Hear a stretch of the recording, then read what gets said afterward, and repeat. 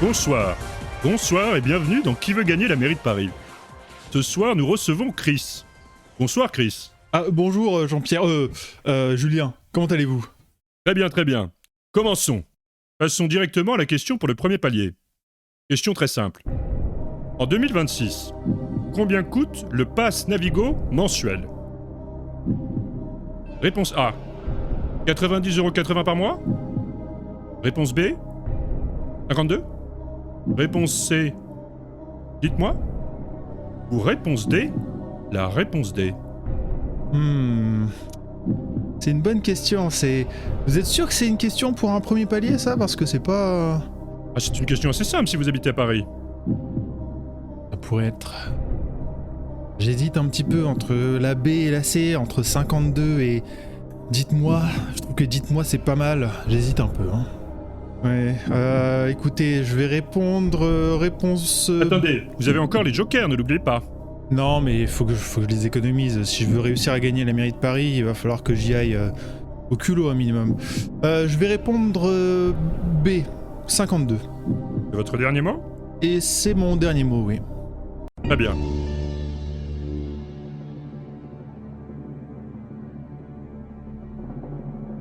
Aïe aïe aïe aïe aïe. Et c'est une mauvaise réponse, Chris. Ah non, mais... La bonne réponse était bien sûr 90,80€ par mois. Attendez, ah bah oui, mais en même temps, il y avait écrit par mois, ça devait être un indice, ça aussi, ouais. Et oui, vous retombez donc à 0 et vous ne serez pas élu maire de Paris. D'ailleurs, vous habitez à Paris, vous? Quel arrondissement? Arrondi quoi? Tout de suite, là? Ça a commencé? Ben oui, ça a commencé. L'émission a commencé? Qui a 50 ans, on a pris une Rolex, on a quand même raté sa vie. Aujourd'hui, le cinéma, c'est vendre des pop-corn. J'aime bien Jaja, j'aime bien Doudou, j'aime bien SMS, j'aime bien IP. Je hais ce siècle. Arrête avec ton argument du goût et des couleurs, c'est nul le goût et des couleurs. On peut plus rien dire. Peut-on encore le dire? Peut-on encore le dire? Nouvel épisode. Et bienvenue. Oui. Bienvenue. Je sais pas. On a un peu rouillé, non? Hein? Un peu rouillé? Ouais, bah oui. Ouais, mine de rien, ouais. Bah oui, parce que t'as pris des RTT là. Mais ouais, bah c'est... Et on accueille notre invité. Il n'est pas là. Il est pas là. On a perdu tous nos invités. On avait une shortlist et au final, personne n'était dispo là. Très très short list de 2 noms. Oui, mais 2 c'est une liste. Même 1 c'est une liste. Non? C'est vrai. Techniquement. 1 c'est une liste. 1 c'est une liste. Si sur ta liste, t'as une personne. Une liste Pour moi, quand même. c'est juste un nom sur un bout de papier. Pour moi, est-ce que c'est pas une liste à partir de 2? Non, une liste pour moi, ça dépend des intentions. Alors ma première take, c'est qu'une liste à partir de 2 noms. Quick take. Tu vois ce que je veux dire? Ah, mais je vois ce que peux tu veux être dire. qu'une liste que quand il y en a que 2. Non, À partir de 2. non. La question, la liste, c'est pas le contenu. La liste, c'est le contenant. Tu peux avoir une liste vide, par exemple. Ah, donc des papiers à liste qui seraient vides. Genre, tu mets juste des tirets et ce serait déjà une liste C'est vide. déjà une liste, mais c'est une liste qui est vide. Mais quand tu commences à lister quelque chose, tu ne commences à lister quelque chose qu'à partir de 2 pour moi. Ah, je liste quelque chose. Bah oui, bah à partir du moment où tu listes des choses, mais bah une peut-être du coup. Franchement, je suis pas sûr. Hein. Parce que Ouais. pour moi, une shortlist... Parce que, en fait, dans la liste, il faut qu'il y ait... Surtout quand t'as une liste d'invités, il faut qu'il y en ait... Ça veut dire que tu as en quelque sorte le choix. Genre quand t'as une shortlist d'entraîneurs pour un nouveau club de foot, il Ouais. n'y a pas qu'un nom sur la liste, sinon c'est plus une liste pour moi. C'est une très très short liste, quoi. Ouais, t'as déjà le nom, quoi, tu vois. C'est pas une short, c'est une slip list. Ok. Bon, bah écoute, on va finir ce micro-épisode là-dessus, parce que d'habitude, voilà, là, c'est vraiment, je trouve, un désaccord majeur Ouais, mais c'est ça, de quand même. philosophique. Les gens nous reprochent parfois qu'on est souvent quand même très raccord, et voilà sur quoi il faut qu'on aille, qu'on parte pour qu'on soit pas d'accord, quoi. Parce que dans les petits trucs de la vie, on n'est jamais d'accord. Hein. Ouais, j'imagine. Bon, en tout cas, aujourd'hui, on enregistre le jour où on était censé sortir un nouvel épisode, on va dire. Genre D'accord. 2 semaines après. Tu dévoiles le... Oui, bah après le truc, mais bon, voilà. On avait besoin d'un petit peu de temps, on a eu besoin un petit peu de prendre un peu de recul, voir un petit peu, se réorganiser, etc. Mais voilà, donc là, on va peut-être faire toutes les 3 semaines, peut-être, un truc comme ça, histoire de faire ça bien ou quoi. Ouais, mais... peut-être. Ouais, on avait Qu'est-ce qui se passe ? On parle à cœur ouvert là ? Écoute, Non, mais oui, on a peut-être réfléchi à un rythme de parution un peu plus long qui nous permettrait de mieux. Parce que ouais, nous on aime bien faire des petites retouches sur le podcast un peu, et on avait l'impression, c'est vrai, qu'au final 2 semaines, vu qu'on est d'une semaine sur l'autre presque, on avait un truc, on était presque en flux tendu où on enregistrait et on n'avait pas toujours le temps de revenir sur le podcast parce que bon, voilà, je veux dire, ce n'est pas un métier. Donc non, mais on fait ça sur notre temps libre. Et notamment toi, pour le montage et tout, ça te prend un petit peu de temps parce que c'est toi qui montes. il y a le montage, après il faut qu'on se retrouve pour pouvoir enregistrer les sketchs, parce qu'en général on le fait après, parce que ça dépend du contenu de ce qu'on enregistre, etc. Donc bref. Pas de raison, c'est tout un travail, c'est toute une orga. Rajouter un bruit de paix au bon moment, c'est 1 semaine de taf. Faut l'enregistrer, faut le traiter, il faut savoir où le caler. Et après faut Et ensuite il faut mettre la reverb. C'est très important la reverb dans le bruit de paix. C'est ça. Bon, Julien, une petite reco, un truc, qu'est-ce qui s'est passé dans ta vie là récemment depuis ? Alors moi, j'ai découvert, alors je suis désolé, je vais perdre au jeu tout de suite en fait parce qu'il faut que j'explique. Donc il y a eu une Satoshi Kon Fair. Donc Satoshi Kon est un réalisateur japonais. Et nous sommes malheureusement au Japon. Oui. Et je n'avais jamais vu de Satoshi Kon de ma vie en fait. Ah si, pardon, on l'a refait. Mais que récemment en fait. Mais j'avais vu un court-métrage dans un triptyque de court-métrage d'animation, blablabla. Et donc, c'était une ressortie 4K de Paprika. Et en fait, j'étais allé voir une ressortie 4K de Princesse Mononoke il y a 4 mois avec Elliot, qui a fait la gentillesse de participer au podcast. Et j'ai voulu faire la même chose, sauf que catastrophe. J'ai pas fait attention et on est au Japon. Et c'est un film japonais. Et du coup, quand tu prends un peu une séance au pif, il n'y a pas de sous-titres en fait. Ouais. Donc je suis allé voir Paprika. Si les gens connaissent, c'est un petit peu chez Père. Et je l'ai vu sans sous-titres. Donc gros exercice de japonais. Surtout que ça part un peu dans des délires. Ouais, de fou. Et en plus, sans sous-titres, parce que quand c'est sous-titré en japonais, tu vois, parce que des fois, ça peut quand même aussi t'aider et tout. Ouais, ça peut aider parce que tu peux lire un peu. Voilà. Donc, parfois, ça aide le contexte ou un mot que t'as pas chopé ou quoi. Tu dis, ok, je vois. Donc, je t'avoue que le tout, c'est-à-dire le monde du rêve et tout, l'histoire intriquée, en fait, le truc, c'est que les gens m'ont dit, moi, même en version sous-titrée, j'ai pas tout compris. Donc là, en fait, il y a vraiment... Mais je me souviens, en fait, ça va, j'ai compris ce qui se passait. Mais il y a vraiment un moment de 5 minutes où genre j'ai arrêté de... C'était roue libre. J'ai arrêté de suivre. J'ai regardé les images, en fait. J'ai vraiment commencé à faire l'enfant devant un livre d'images. Je regardais les trucs, je faisais putain, c'est beau. Et tout ça pour dire que j'ai trouvé ça très bien, magnifique. Et en termes d'animation, je trouve que ça regarde Miyazaki dans les yeux, hein. C'est un autre genre quand même d'animation. Donc Satoshi Kon, qui est un autre réalisateur d'animation japonaise. Ouais. Le plus connu, tout le monde connaît, on va dire, c'est Miyazaki. Ouais, franchement, Satoshi Kon, je pense que ça fait partie des quelques réalisateurs juste après Miyazaki qui sont quand même connus. Et en plus, il a aussi son univers à lui. Et ouais, moi, c'est ce que je te disais, c'est que je trouve qu'il a autant Miyazaki, il a aussi des trouvailles visuelles, mais je trouve qu'il est plus classique. Autant je trouve que Satoshi Kon, surtout parce que lui, il a sorti la plupart de ses films dans 80, 90, 2000. Ouais. Il a vraiment une créativité visuelle et ça lui permet de faire des plans qui, à l'époque, étaient...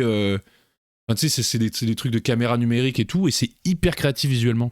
Ouais. Et vu que c'est dans des mondes modernes, je trouve que ça apporte quelque chose de complètement nouveau. Oui, et puis, alors je sais plus exactement dans Paprika qu'est-ce qu'il y a, mais il y a pas mal de... Je pense qu'il y a des références que certains réalisateurs ont repris, des réalisateurs connus, et ont repris de Paprika. Alors je sais plus, c'est peut-être quoi les visuels. T'as peut-être du Black Swan, par exemple, de Aronofsky, donc le film avec... Nathalie Portman, où t'as vraiment des scènes de Paprika qui ressemblent vraiment beaucoup à ce qu'avait fait Black Swan visuellement. T'as peut-être d'autres scènes après, je sais plus, peut-être que je confonds, mais Requiem for a Dream, non ? Peut-être. Non, ça c'est Perfect Blue. Il date de quand ? Il date de quand, Paprika ? Paprika, il date de... Je suis sur... C'est Oui, mais je peux regarder. 2000 et quelques 2006. Non, c'est... Ouais, non, c'est Virtuose. Hein. Beaucoup aimé. Voilà. Non, c'est stylé. Et puis, ça donne aussi une autre facette de l'animation japonaise, que là où beaucoup de gens voient beaucoup de Miyazaki, qui peuvent être... Miyazaki, moi j'aime beaucoup. Je pense que c'est un petit peu universel quand même. Genre, Ouais. je pense quand même que c'est un petit peu red flag, on va dire, si on parle des red flags pour reprendre ce qui s'est passé dans l'épisode d'avant. Moi, je trouve que c'est un peu red flag de dire qu'il n'y a pas aucun Miyazaki. Miyazaki. Peut-être Ouais. pas tout Miyazaki, mais que t'en as vraiment Ouais. aucun qui te parle un petit peu ou que tu trouves sympa, tu vois. Ouais. Que ce soit Mononoke pour un petit peu le côté aventure ou Chihiro pour ne serait-ce que juste l'histoire. le chef-d'œuvre que c'est, en fait. Le chef-d'œuvre sympa que c'est et tout, quoi. Sympa Ça... je sais pas, je Chez Love sympa, c'est quoi? J'avais pas- C'est non, mais j'avais pas la l'adjectif. grande vadrouille, c'est quoi ce truc-là? Non, mais j'avais pas l'adjectif, bref. Univers, oui, mais Ouais. oui. Donc voilà, mais du coup, si vous cherchez autre chose, je trouve que ouais, Satoshi Kon, c'est un des réalisateurs tout récents. Il est décédé ou pas? Je crois qu'il est décédé. Hein. Ah, c'est possible. Mais voilà, donc c'est un des réalisateurs assez importants de cette période-là, fin 90, début 2000. Il y en a plein d'autres. Perfect Blue, je crois que c'est lui aussi. Ouais. Tokyo Godfather, Ouais. Paprika, par exemple, ça c'est les plus connus. Mais après, vite fait, t'as d'autres réalisateurs connus. T'as Mamoru Hosoda aussi. Takahata Takahata, mais ça, c'est du coup, c'est la même équipe que Miyazaki. Miyazaki, un peu. Ouais. Oui, mais c'est pas le même... Le même. Bah non, mais c'est le Tombeau des Lucioles, quoi. Oui, d'accord. Un film à ne pas montrer à des enfants. Maman. 8 ans, c'était trop jeune. Pour le Tombeau Pour des le Tombeau des Lucioles, Lucioles. c'est pas évident. C'est pas... Surtout avec ma mère en pleurs à côté. Et moi qui, ouais, je suis là en mode, mais attends, je comprends pas, ça ressemble à Totoro, mais c'est pas la même vibe. Maman, qu'est-ce qui se passe? Pas du tout la même histoire. Pourquoi le héros il est mort dès le Oui. début? Après, Totoro, tu connais la théorie, hein. Je connais la théorie, mais justement. Mais voilà, c'est la quand t'es théorie, plus elle vieux, passe, où voilà. voilà, où Totoro, il paraît que c'est tout le monde est mort. Tout le monde est mort. Ouais. Bah, quand on le voit, c'est qu'on est mort. Ouais. Bref. Et dernier réalisateur que je peux peut-être recommander, c'est Makoto Shinkai, qui est celui qui a réalisé Your Name, Ah oui, qui est c'est vrai. aussi un énorme blockbuster Your Name, dans c'était les bien. milieux des années 2010, qui lui fait peut-être des trucs un petit peu plus blockbuster, on va dire, mais qui reste de l'animation japonaise sympathique, mais c'est moins onirique que par exemple Miyazaki. Mais bon, ça reste quand même un petit peu fantastique et Ouais. tout, hein, mais bien sûr. Toujours cet élément fantastique très cher aux Japonais. Mais ça se regarde aussi très bien. Ils ont tous leur style différent, donc si vous voulez goûter autre chose que du Miyazaki, essayez tout ça, je dirais. Et pour finir, du coup, en plus, j'étais pas seul. Et la personne avec qui j'étais comprenait pas le japonais. Quel plaisir. Quel plaisir. Je suis sorti, je lui ai dit alors, t'as compris combien de pourcents? Elle m'a dit 5. Allez, tout pété. Mais c'était très bien. vachement bien. Mais c'était vachement bien. Et c'est là où je crois que c'était presque le bon film à voir comme ça, parce que c'est tellement onirique, c'est tellement un peu perché, encore une fois, que presque juste les images, il y a quand même un spectacle qui vaut le coup, quoi. Ouais. Ouais, bah, je pense que c'est mieux que. Oui. Moi, ça m'est arrivé une fois où je me suis foiré sur la séance. Ouais. C'était pour voir Fantastic Beasts 2, Voilà. donc les animaux fantastiques Ouais. 2. Pas plus mal, ça aussi. Comme ça, t'es passé à côté d'un film de merde, d'une Bah, je suis histoire de passé à merde. côté d'un film de merde, mais. Mais oui, si déjà le film est pas ouf, si en plus tu comprends rien ce qui se passe. Bah, après, c'est assez simple à comprendre. Hein. C'est genre, c'est pas Donc, ça très veut dire- original, c'est le moustachu allemand. Donc ça veut dire que t'as vu des Johnny magiciens, Depp quoi. gominé blanc par les Japonais? Yes, Ça, c'est pas mal, ça, quand même. absolument. Est-ce que je le recommanderais? Je sais pas. Ok. Et toi, alors? Qu'est-ce que Ouais, t'as- bah, qu'est-ce dans que t'as ma pour nous vie, écoute, là, récemment, je vais faire une reco juste après. C'est juste que là, il m'est arrivé un truc récemment au taf, et c'est un truc qui m'est déjà arrivé avant, au moins une autre fois. Et je dirais, je pense que ça a dû m'arriver, alors déjà 2 fois, et peut-être 3-4 fois. Donc en gros, j'étais au taf, Ouais. et en fait, à mon taf, c'est plutôt une grosse boîte, donc parfois, t'as des gens qui viennent de l'extérieur et qui viennent visiter en fait les bureaux parce qu'ils bossent dans un autre bureau, par exemple. Et donc Ok. la meuf là, elle venait d'Italie. Donc, c'est une D'accord. japonaise qui habite en Italie, et là, Ok. elle est revenue un petit peu dans les bureaux de Tokyo pour Te voir. exactement. Non, pour le coup, c'est que je la connaissais pas. D'accord. Et le truc qui est fou, c'est que on a parlé peut-être, franchement, 1 minute. Ouais. Et au bout d'1 minute, donc elle comprend, je sais pas, mais en gros, je lui dis que je suis français et tout avant. Ok. Et au bout d'1 minute après, Elle essaye de t'embrasser. elle me dit... Ah non, taf, quand même. t'essayes de l'embrasser. Chris, on avait dit, on en avait déjà parlé de ça. T'as déjà 3 plaintes pour harcèlement au cul. Faut C'est pas. pour ça. Ah, pardon. pour ça qu'il faut que j'aille vite. Bah oui. Sinon, je prête le flanc, sinon. Non, ce qui s'est passé, c'est que la meuf, elle m'a dit « Ah, mais t'es vachement sympa pour un Français. » Et ça, frérot, moi, j'ai vu ça, mais elle me le dit après, quand je dis 1 minute, Ouais. c'est 1 minute, 1 minute 30 de Ouais. discussion. Moi, je sais pas ce que j'ai dit pour être sympa, et je sais pas ce que les autres gars français, quel genre de ressenti elle a face à eux, pour que, en général, au bout d'1 minute, 1 minute 30, elles se disent « Oh, en fait, ça marche pas. J'aime Ouais. pas les Français » ou un truc comme ça. Et l'autre cas où ça m'est arrivé, et vraiment, mais un truc de fou, hein, j'étais au Vietnam, Ouais. j'étais en train j'allais payer, je suis allé au comptoir pour aller payer ma note de café, j'étais dans un café, Ouais. et là, il y a un guide qui vient à côté de moi, un guide vietnamien, Ouais. et puis, je sais pas, pendant un moment, on discute vite fait, tu vois, pareil. Alors, je dis, ah bah, je suis français, je visite le Vietnam, je suis venu voir des collègues qui habitaient ici et tout. Ouais. Et pareil, mais vraiment, quand je dis 1 minute, c'est pareil, hein. Parce que là, pareil, on est au comptoir, on discute, on n'est pas posé autour d'une bière ou quoi, hein. Ouais. Vous êtes super sympa pour un Français. Ouais.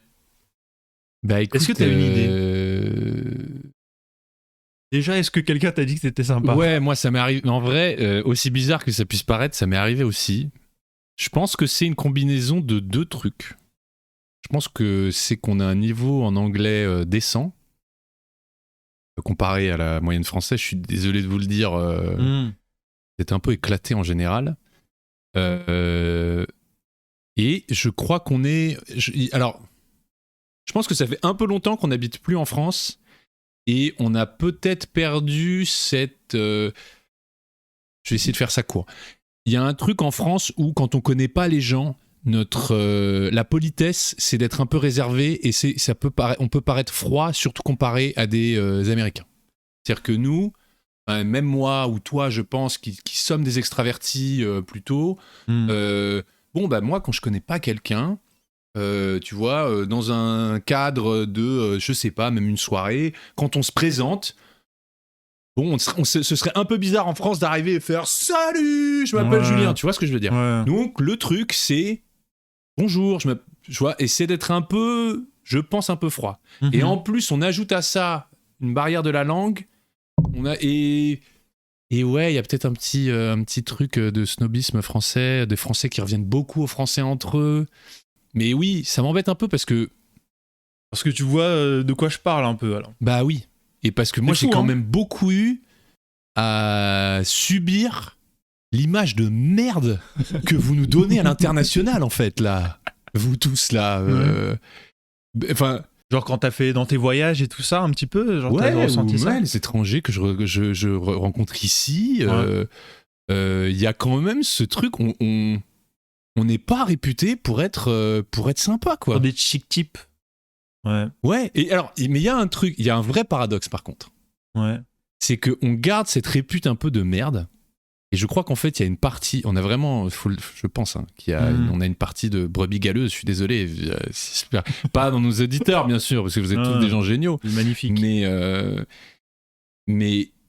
il y a, mais les gens, en général, par contre, ils ont des amis français. Les gens en qui je parle, en gros, ils vont être en mode, ils vont un peu se foutre de ma gueule. Ah ouais, t'es français et tout, blablabla. Ok, tu vois, vous êtes, voilà, on jouit pas de la même image sympa que les Italiens, ou tu vois. Mais par contre, après, si je discute un peu, ils vont me dire, ah mais j'ai quand même des amis français, parce que en fait, on est un peu partout. Et je pense que après ce contact un peu froid, on est des cocos, tu la connais ma théorie, on est des noix de coco, frère. Oui, la théorie sociale où à l'extérieur, ouais, quand on connaît pas trop. Ouais, il y a 2 types de dur, gens, c'est les pêches et les noix de coco. Soit t'es dur à l'extérieur et t'es sucré et tendre à l'intérieur. Donc nous, en gros, on est un peu froid de l'extérieur, mais quand on devient pote, on est gentil. Ouais. Alors que les Américains, ces hypocrites de merde, là, sont des pêches. Ils sont très, très doux et sucrés à l'extérieur quand tu les rencontres.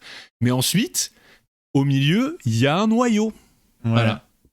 Et ça n'a rien à voir avec une analyse type astrologie. Hein. Tout ce que tu viens de me parler de noix de coco et de pêche là, ça n'a rien à Non, voir. je crois que c'est vraiment un T'es truc. pas noix de coco ascendant pêche, toi, ça va? T'es pas. Non, moi je suis une mangue. Désolé de le dire. Il y J'adore a les. une troisième classe qui est les mangues, mais c'est très rare. Voilà. Mangue.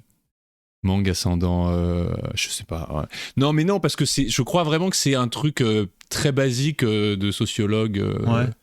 Et je pense qu'en plus, ça ne s'adapte, ça probablement, ça s'adapte pas à tous les pays. Il y a sans doute, il y a des pays qui sont réputés pour être. Oui, puis pour la être noix de coco, juste, ça pousse pas partout, hein. Donc forcément. Oui, c'est vrai. Du coup, Et ça marche un les peu. pêches non plus. Mais non, mais je pense qu'il y a vraiment des pays qui pourraient être qualifiés de mangue, peut-être. Où les gens sont très accueillants, très sympas. C'est border raciste là quand même. Là, on tend vers non. Non, mais je pense que c'est cette un. bande de mangues là. Non, je pense que c'est. Ah, tu veux dire, qu'est-ce qu'ils sont sympas. Ils ont rien, mais ils donnent tout. C'est ça que t'es en train de dire. Mais c'est pas, c'est tes mots, pas les miens. Hein. Je sais pas. Je pose la question. Mais oui, peut-être, oui. Ouais. C'est ce que tu disais en revenant du Vietnam, d'ailleurs. J'ai dit beaucoup de choses en revenant du Vietnam, notamment la bouffe qui est incroyable. Ouais. Non, mais voilà, petit truc comme ça. Et puis une reco. Là, je me suis bouffé la première saison de The Pitt. Ah oui. Donc la série médicale. Oui. 24 heures dans des urgences, c'est ça? Ouais, c'est une garde, donc c'est 15 heures, je crois, un truc comme ça. Donc 15 épisodes. Chaque épisode, en fait, est 1 heure. Et du coup, ça commence à 6 ou 7 heures du mat et ça finit à. Donc c'est 19 24 heures chrono, mais sans explosion et avec des médecins. Quasiment ça, ouais. Mais ça reste quand même. C'est vraiment une. Moi, je dirais que. Alors, je trouvais ça très bien foutu.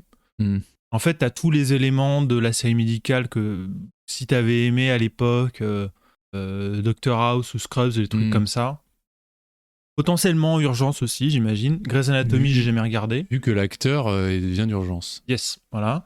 Et le truc, c'est que tu sens quand même l'expertise de la série médicale.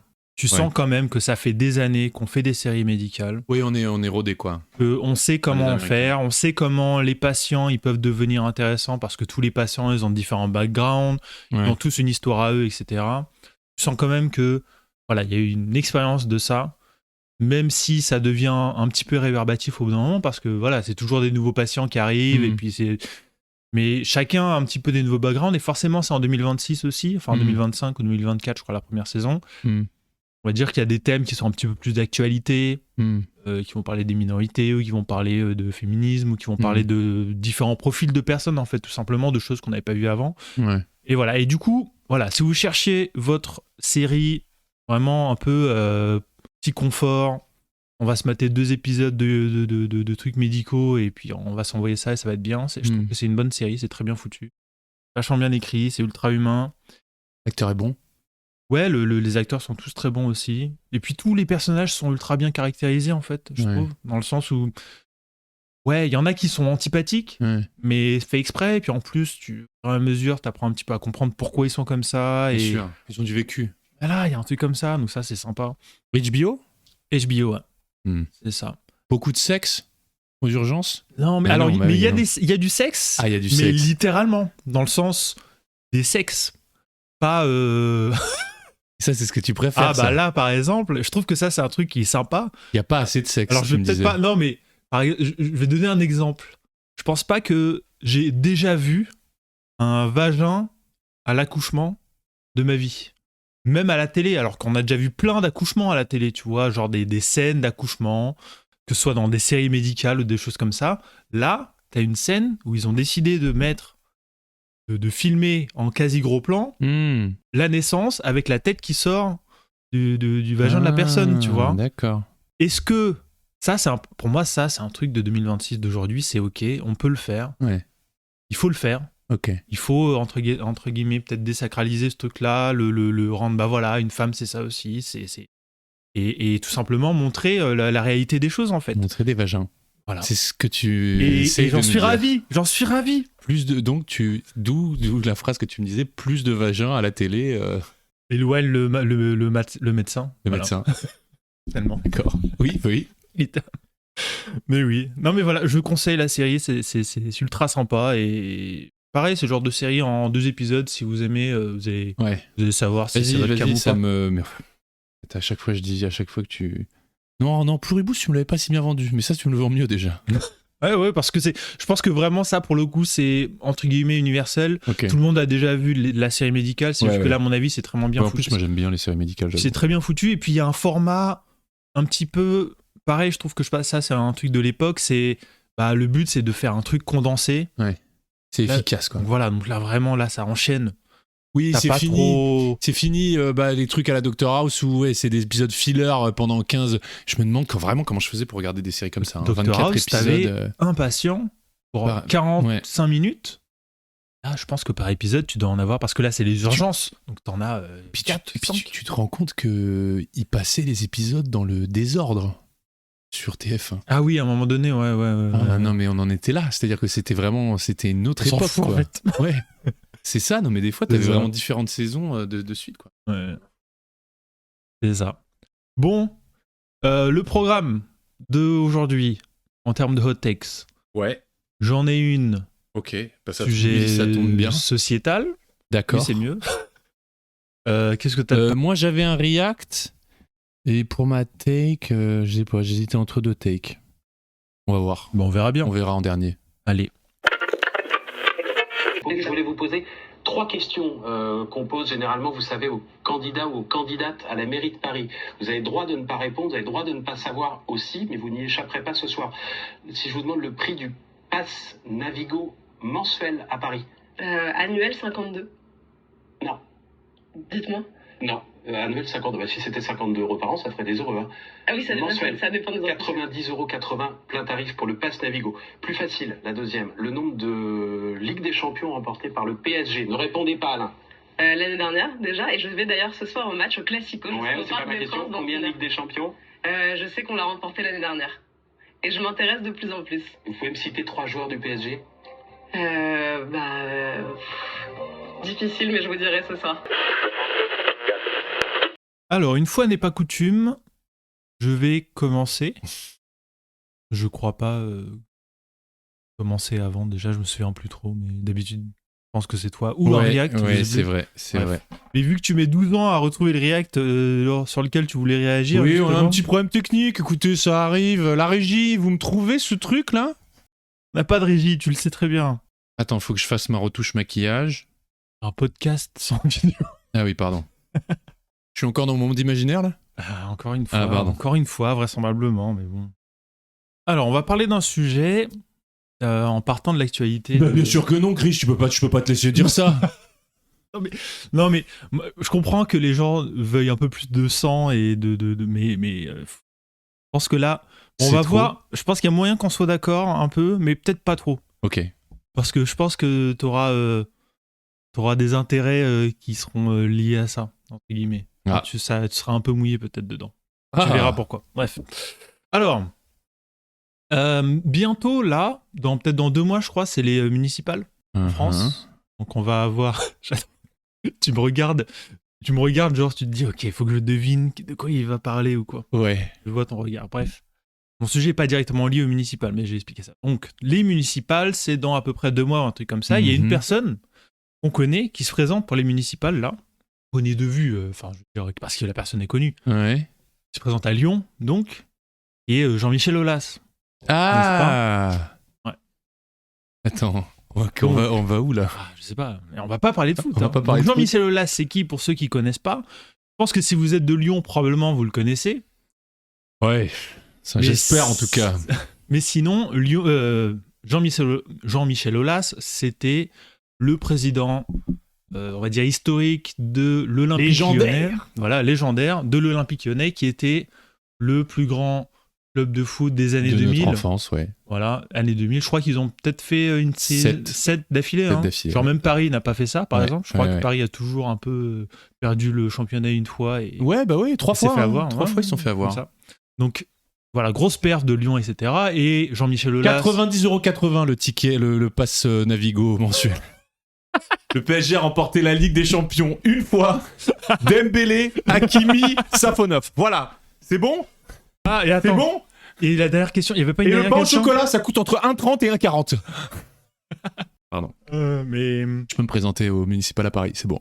Vraisemblablement, ouais. D'ailleurs, ça va être un banger, je pense, cette élection. On va voir comment ça va se passer, mais vu le roster, Ouais, le roster est le fou. roster est fou. Hein. Rachida Dati, Sarah Gnafo. Tu commences par tes préférés? Franchement, Dati. Ouais, Bon, Dati. bref. Dati, oui, c'est vrai qu'il y a un petit. Ouais, Dati, c'est marrant. Et Shikiru, bien sûr. Shikiru. Là, et les filles. Et c'est qui la candidature de gauche commune, là? Je sais plus. Ouais, moi non plus. Mais ça imprime pas, hein. Ça imprime pas du tout. Hein. Ça imprime pas. Mais bon, on verra. Ce sera marrant Paris, en tout cas. Mais bref. Alors, on va revenir à notre sujet. Jean-Michel Aulas, qui était le président historique de l'Olympique Lyonnais. On peut imaginer qu'un gars comme ça avait quand même énormément d'influence dans la ville. Et je pense que c'est entre guillemets naturel, en tout cas pour lui, de se dire bah attends, le prochain truc, c'est la mairie. Et bah voilà, le gars a 76 ans donc, et il se propose pour être maire de Lyon. Ouais. Je sais plus, il a combien de pourcents, ça va peut-être bouger ou quoi, mais il va peut-être pas être élu au premier tour, mais je crois que c'est genre pas loin, quoi. Genre il pourrait, quoi. Tellement le gars est populaire, en tout cas tellement connu en fait, c'est tellement une grosse figure que... Donc 76 ans le gars, le mandat dure 6 ans. Ouais, ça l'envoie loin là. Il y a déjà 82 quoi. Donc, 82 ans, Trump il a à peu près cet âge-là je crois. Et pas loin. il chie dans une poche. Voilà, donc voilà. Petite parenthèse vite fait, et après je dis ma tech. T'as une idée de combien est estimée la fortune de Jean-Michel Aulas ? Ah oui, parce qu'il a revendu. Centaines de millions. Apparemment, il a 450. Ah putain. Ouais, c'est à peu près. Je suis pas surpris. Ah ouais ? Moi, je le voyais un peu. Tu t'es un peu renseigné? C'est ses ventes de parts. J'ai pas regardé dans le capital détail exactement. Je suis allé sur Wikipédia pour voir son âge et c'est juste dans la petite description, c'était écrit en dessous 450 millions. C'est lui. Sérieux? Je crois que c'est lui qui l'a mis dans sa page Wikipédia. Et on va rajouter 450 millions. Source Forbes. Ah bah Julien, qu'est-ce que t'es en train de faire? Ah bah j'étais juste en train de chercher la page Wikipédia du podcast. Apparemment quelqu'un l'a créé. Ah, c'est curieux ça. Ah c'est bon, je l'ai trouvé. Alors, peut-on encore le dire? Et par Julien Royer et Chris Lérus. Ah mais attends, c'est trop bizarre, il y a quelqu'un qui a créé ta page Wikipédia mais pas la mienne. Ah, c'est vraiment pas cool ça. Qui ferait ça? Chris Lérus, né à Los Angeles. Attends, c'est quoi ces conneries? T'es pas né à Los Angeles? Diplômé d'Harvard, ami d'enfance de Kendrick Lamar. 2m10. Mais attends, tu fais pas 2m10? Chris, ce serait quand même pas toi qui aurais créé ta page Wikipédia? Non mais attends, si c'est la taille qui te gêne, franchement, je fais quasi 2 mètres. Ah putain, mais non, mais c'est marrant, enfin, je sais pas, mais ok, je sais pas s'il fait du coup, mais bref, c'est possible. Comme Epstein par exemple, Epstein, pareil, je crois qu'on n'est pas 100% sûr exactement de ce qu'il faisait. Oui. Mais milliardaire quand même. Ouais. Oui, on sait pas, on connaît pas l'origine de sa fortune. Bon, on est en train de le découvrir. Ouais, c'est ça. Bon, tout ça, ça n'a rien à voir, je vais parler d'Avatar 4. Non. Mon sujet c'est quoi? Ma hot take c'est quoi? C'est que Aulas, il est beaucoup trop vieux pour ces conneries. Pour moi, à partir de 65 ans, mais là je parle même pas politique, 65 ans, peu importe ce que tu fais, tu dégages. Ok. Donc politique, évidemment, tu dégages. Chef d'entreprise, tu dégages. Ok. Ouvrier, bon, Dieu merci, tu dégages grâce à la retraite et au système qu'on a aujourd'hui. Grosse boîte, petite boîte, tu dégages. D'accord. Peu importe. Voilà mon idée. D'accord. Je t'écoute. Donc voilà. Donc c'est intéressant. C'est drôle parce que j'ai pensé à une tech un peu similaire aujourd'hui. Ah ouais? Mais sur autre chose. Mais vas-y, dis-moi. Premier truc, je veux dire déjà ce que n'est pas ma tech. Alors, ce n'est pas de l'agisme. C'est-à-dire que là, mon but, c'est pas... D'ailleurs, c'est important. Là, mon but, c'est pas de dire que les vieux, ils servent plus à rien, ils nous emmerdent ou je sais pas quoi. C'est pas tellement le sujet pour moi. Un des arguments qu'on pourrait s'attendre quand je commence à parler de ça, c'est... par exemple, on parle politique, par exemple, c'est souvent, mais attends, les gens qui sont vieux, ils ont plus de billes, ils ont plus d'intérêt dans le monde du futur, ils prennent que des décisions pour maintenant, ils devraient pas prendre de décisions pour le futur. À mon avis, pour moi, ça, c'est pas un très bon argument. parce qu'à mon avis, je pense pas qu'il y ait forcément de lien entre la capacité à faire des politiques pour le futur et le long terme et ton âge, en fait. Tu peux très bien être ultra réac à 20 ans et dire vas-y, on veut du pétrole partout. Et peut-être que c'est moins probable, mais à mon avis, il n'y a pas forcément de lien direct entre l'âge et les politiques qui seront mises en place. Là où un truc qui pourrait peut-être avoir un petit lien, c'est en France, les retraités en fait ont un statut un petit peu meilleur que dans les autres pays autour de nous. Et du coup, ils ont tendance à voter un petit peu conservateur en fait, dans le sens où le but c'est entre guillemets garder leurs intérêts, de garder leur...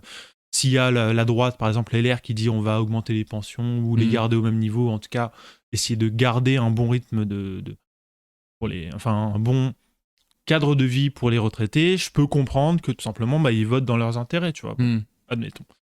Mais voilà, moi je fais pas forcément de lien entre les deux. Ouais. Mon cœur de ma réflexion n'est pas là-dessus. Ok. Je sais pas si là-dessus t'as un petit truc déjà à dire ou pas, mais... ouais, je suis plutôt... Alors, en fait, c'est vrai qu'il y a quand même des moments... Et alors, pour tout te dire, assez récemment, je me suis fait cette réflexion parce que j'ai vu Julien Lepers dans une interview très acariâtre sur le fait... de cette fée lourdée de questions pour un champion, ne pas revenir sur des propos où il savonnait la planche de Samuel Etienne et presque ce qu'il a remplacé à la présentation de questions pour un champion, et disant voilà, Delphine Ernotte qui est toujours, je crois, la présidente de France Télé, ne voulait plus d'hommes blancs de plus de blabla, de plus de 60 ans. Et donc il se réjouissait presque de l'arrêt de questions pour un champion parce que ça lui donnait raison. Et moi j'avais pensé, bro, t'as présenté le jeu pendant genre 40 ans, lâche le steak. Et dans la même veine, Patrick Sébastien, frère, t'as 75 ans, tu fais des chansons paillardes sur ta terrasse là, avec tes potes, t'as présenté le plus grand cabaret du monde, t'as été en prime time sur France Télé, enfin, on va pas tous faire, vous allez pas tous faire une Michel Drucker. Il y a un moment, c'est vrai, lâcher le steak, quoi. Et je trouve que, alors ça, c'est peut-être une impression que j'ai, mais j'ai l'impression que dans des pays comme les States, c'est quand même assez courant qu'il y ait ce turnover et les gens s'en vont un peu d'eux-mêmes, alors qu'en France, vraiment, t'as l'impression, voilà, quoi, Patrick Poivre d'Arvor, Claire Chazal, si on les écoutait, Patrick Poivre d'Arvor, pour d'autres raisons, mais je veux dire, mais je crois qu'il part pas pour ça. Il part à la retraite et il me semble bien que dans les journaux, il est pas très content de se faire lourder et tout, Pujadas non plus. Les gars, vous êtes resté 30 ans à l'antenne. Tu vois, enfin, si en tout cas on parle du monde de la télé, là, je prends cet exemple-là. Mais parce que c'est très médiatisé, quoi. Ouais. Oui, je vois. Je comprends, et le 109 et tout, je pense que c'est important. Voilà, alors du coup, là, tu parles un petit peu plus de ce qu'est ma tech. Et donc là, je vais essayer de parler un petit peu de ma vision du travail. Donc en gros, pour moi, le travail, c'est une ressource qui est disponible. C'est-à-dire que, par exemple, on a 100 heures de travail qui est disponible. Et à mon avis, il faudrait qu'elle soit répartie entre les gens qui sont disponibles. Moi, je trouve ça aberrant qu'on soit dans un monde où il y ait des gens qui soient au chômage et des gens qui se font des burn-out parce qu'ils n'arrivent pas parce qu'ils bossent trop. Enfin, ils font pas que des burn-out parce qu'ils bossent trop, mais en tout cas, une des raisons, c'est potentiellement ils bossent trop. A priori, il y a quand même moyen de mieux organiser ce truc-là et de répartir mieux le travail. Et donc, en fait, voilà, mon idée, c'est il y a un pool de tâches à faire, il y a un certain nombre de travail à effectuer, on doit pouvoir répartir cet ensemble-là. Oui, d'ailleurs, vu de l'extérieur, ça paraît très logique. Enfin, si on recrée oui. dans un jeu de gestion, tu vois, ça paraît très con de dire, vas-y, je vais burn-out des gens à 80 heures, alors que des gens sont en train de burn-out parce qu'ils ont 0 heure, tu vois. Oui, on est d'accord. Un roller coaster tycoon. Il y a une raison économique pour laquelle ça se passe comme ça aujourd'hui. Bien sûr. Voilà, on le sait. Bien sûr. Le capitalisme n'est pas... Les fainéants... Ah, pardon. Le capitalisme n'est pas le sujet de cette tech-là, ou en tout cas pas forcément directement. Pour moi, les postes à responsabilité, ce genre de poste-là où c'est genre, voilà, présentateur de Du journal. une heure du journal, le prime time à la télé, CEO de une boîte du CAC 40, président d'un club de foot, presque un petit peu tout, hein, tu vois. Pour Président moi, de la plus grande de la nation, de la première puissance mondiale aussi, peut-être. par exemple aussi, tu vois. Franchement, hein, mais voilà. Donc, pour moi, ça doit être pareil. Et donc, pareil, les postes à responsabilité, pareil, devraient être répartis. Et au bout d'un moment, quand tu as donné de ta personne, que tu as été en charge de certaines choses, vas-y, une fois que tu les as fait pendant quelques années, passe la main et va faire autre chose. Occupe-toi autrement. Tu peux peut-être même rester par exemple, c'est ce que souvent les gars font, c'est qu'ils se mettent en retrait, mais ils sont dans les conseils d'administration. Oui, conseil de surveillance, tout ça, bien sûr. Où ils se baladent un petit peu dans le coin. Tu vois, par exemple, un exemple simple, c'est Edoui Plenel, par exemple, avec Mediapart. Il s'est retiré il y a quelques années. Edoui, il a déjà 70, mais en tout cas, moi, j'ai l'impression que Edoui Plenel, quand il l'a un petit peu expliqué, j'avais quand même l'impression que c'était sa façon de voir les choses un peu. C'était vraiment, bon, bah voilà, moi, j'ai construit Mediapart, c'était mon truc, mais moi, je me mets en retrait, et en plus, je dis pas qu'il a choisi. Je pense que la meuf était très compétente et qu'elle a été choisie pour ses compétences, mais en tout cas, ça tombe bien, c'est une meuf en plus qui l'a remplacée. Tu vois. Bien sûr. Donc, voilà, dans mon idée, ça devrait être ça, y compris pour les CEO qui ont... Voilà, on devrait pas être en mode... tous les boss, ils ont 65, 70 ans, et on doit attendre 70 ans pour pouvoir enfin peut-être avoir... un poste à responsabilité ou quelque chose comme ça, quoi.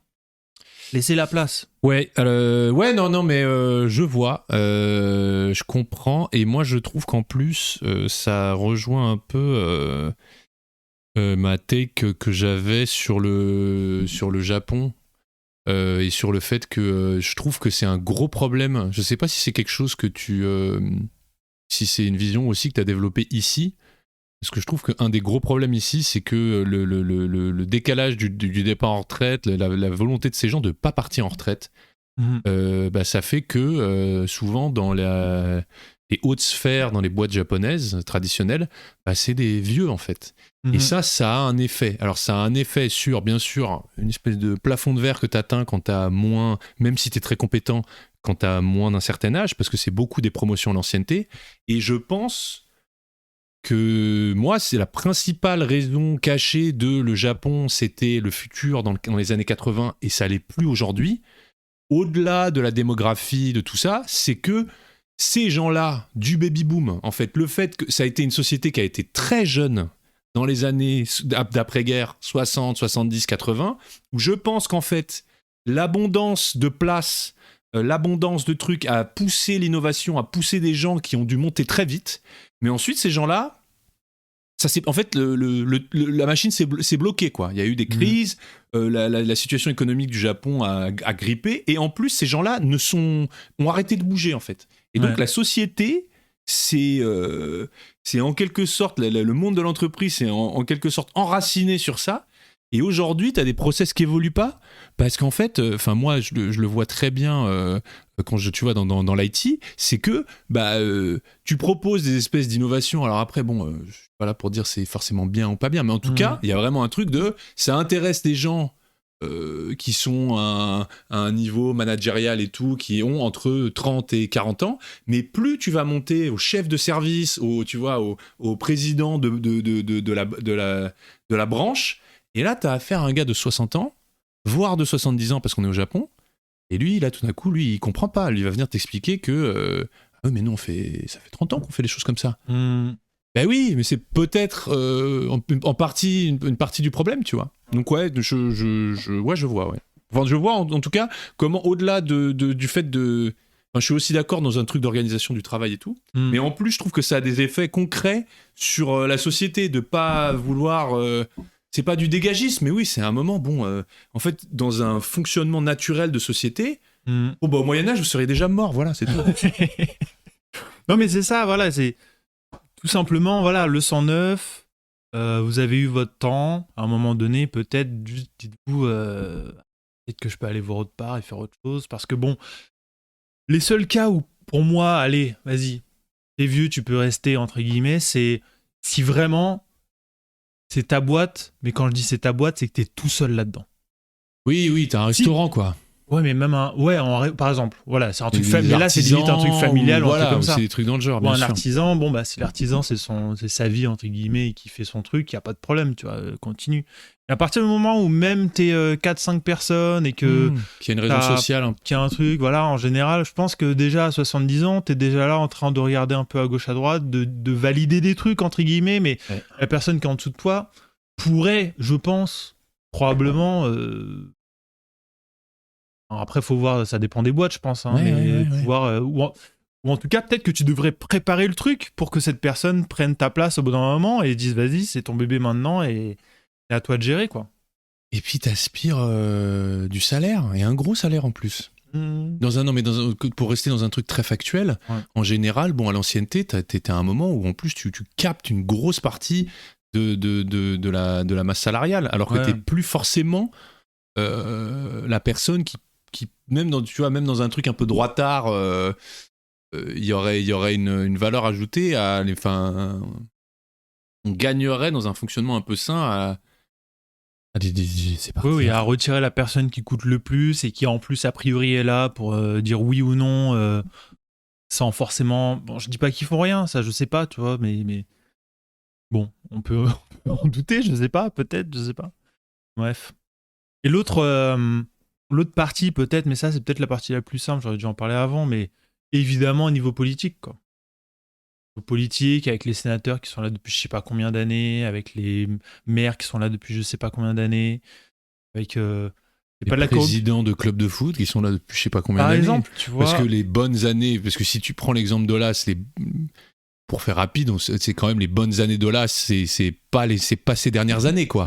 Tu sens qu'on pourrait, pour schématiser, dire qu'il reste 10 ans de trop, quoi. C'est-à-dire qu'il a sa période où il est à son prime et où il gagne tout, où très clairement il fait changer l'OL de dimension, mais tu sens qu'après t'as les lauriers, enfin tu vois, t'as vraiment les bénéfices qui arrivent, et où en fait là il commence à prendre un ensemble de mauvais choix. Bon, alors c'est pas facile à dire comme ça, mais en tout cas où l'OL ne gagnera plus jamais de titre, et où à la fin il revend un club, enfin tu vois, il y a vraiment une première. Oui. Le truc classique où le gars il vit un petit peu sur sa légende et sur la fin, est-ce que véritablement il était ultra compétent à la fin? Est-ce que probablement il aurait dû lâcher le club avant et le refiler à quelqu'un d'autre? Bon, après il y a le formidable outil connecté du. Non mais il est connecté le stade où. Ah, je crois que c'était le formidable outil connecté, moi. Ah, donc on parle du stade là. On parle du stade, ouais. Il est connecté. À Métropole de Lyon, je sais pas à quoi il est connecté. Non, mais à chaque fois je parlais du formidable outil, mais je me souvenais pas du formidable outil connecté. Parce qu'il a construit un gros stade pour Lyon. Ça aussi, ça ressemble quand même à un projet un peu. C'est genre je vais pas faire une statue, je vais pas me faire une statue de moi, donc je vais me faire un stade, quoi. C'est Bibliothèque François Mitterrand, c'est tu vois, c'est le Quai Branly, c'est les réalisations présidentielles. C'est l'Arc de Triomphe de Trump, je crois, il veut faire un Arc de Triomphe. Trump, c'est tout ça, quoi. Mais voilà, tu sens que c'est vraiment voilà, mais c'est vraiment ça le truc. Mais je pense qu'on sera peut-être probablement tous quasi d'accord sur l'ego de ces vieux mâles blancs. Parce qu'au final, c'est quand même souvent ça, ce qui se passe. Où tu sens que... Enfin, franchement, t'imagines, Olas... Moi, je suis pas étonné que personne ne dise... Enfin, j'imagine qu'il y a des gens qui disent ça à Lyon. Hein. Quand même étonné que ça monte à 40%. Qu'il n'y ait pas un plus de ressentiment, tout simplement un petit peu de classes qui se disent... Que les classes pauvres, toutes se disent non mais attends, ce gars il est encore là. Il maîtrise déjà tout dans la vie et il tient tout le monde, j'imagine, par les testicules. Et du coup il y a un côté baron un peu, tu vois, donc baron, oui, seigneur, oui, baron régional, donné, bien sûr. Donc, lâche la balle, quoi. Mais voilà, mais moi je le pense aussi quand même également sur même les petits business, tu vois. Non mais ouais, je vois. Je suis malheureusement assez d'accord avec toi. Ouais, je pense que c'est aussi un truc d'accepter de de partir et d'aller autre part. C'est vraiment un truc d'ego, hein. C'est vraiment un truc, je pense, de mégalomanie. Et en plus, ça se pose la question de quand même d'une vision un peu court-termiste, quoi. Est-ce que c'est... enfin là, on parle de politique. Est-ce que c'est un bon choix d'avoir un président de 80 ans, quoi? Tu vois, parce qu'il a sa vie derrière lui, donc il est forcément quand même plus influencé par une vision... Tu vois, il peut être aussi woke qu'il le veut. Il est quand même grandi dans un truc, tu vois, enfin... Trump et Biden, ils ont quand même grandi pendant la guerre froide. Enfin, tu vois, ils ont des parents qui sont encore... Enfin, ils ont été élevés par des gens. Là, on remonte encore plus loin, tu vois. Déjà que moi, je sens des moments quand même, le poids d'avoir tu vois, grandi dans les années 90, 2000, et le poids des constructions sociales qu'on m'a mis dans la tête, quoi, parce que c'était quand même encore très présent. Enfin, t'imagines, si t'as grandi dans les années 50-60... Tout ce qu'il faut déconstruire, quoi, entre guillemets.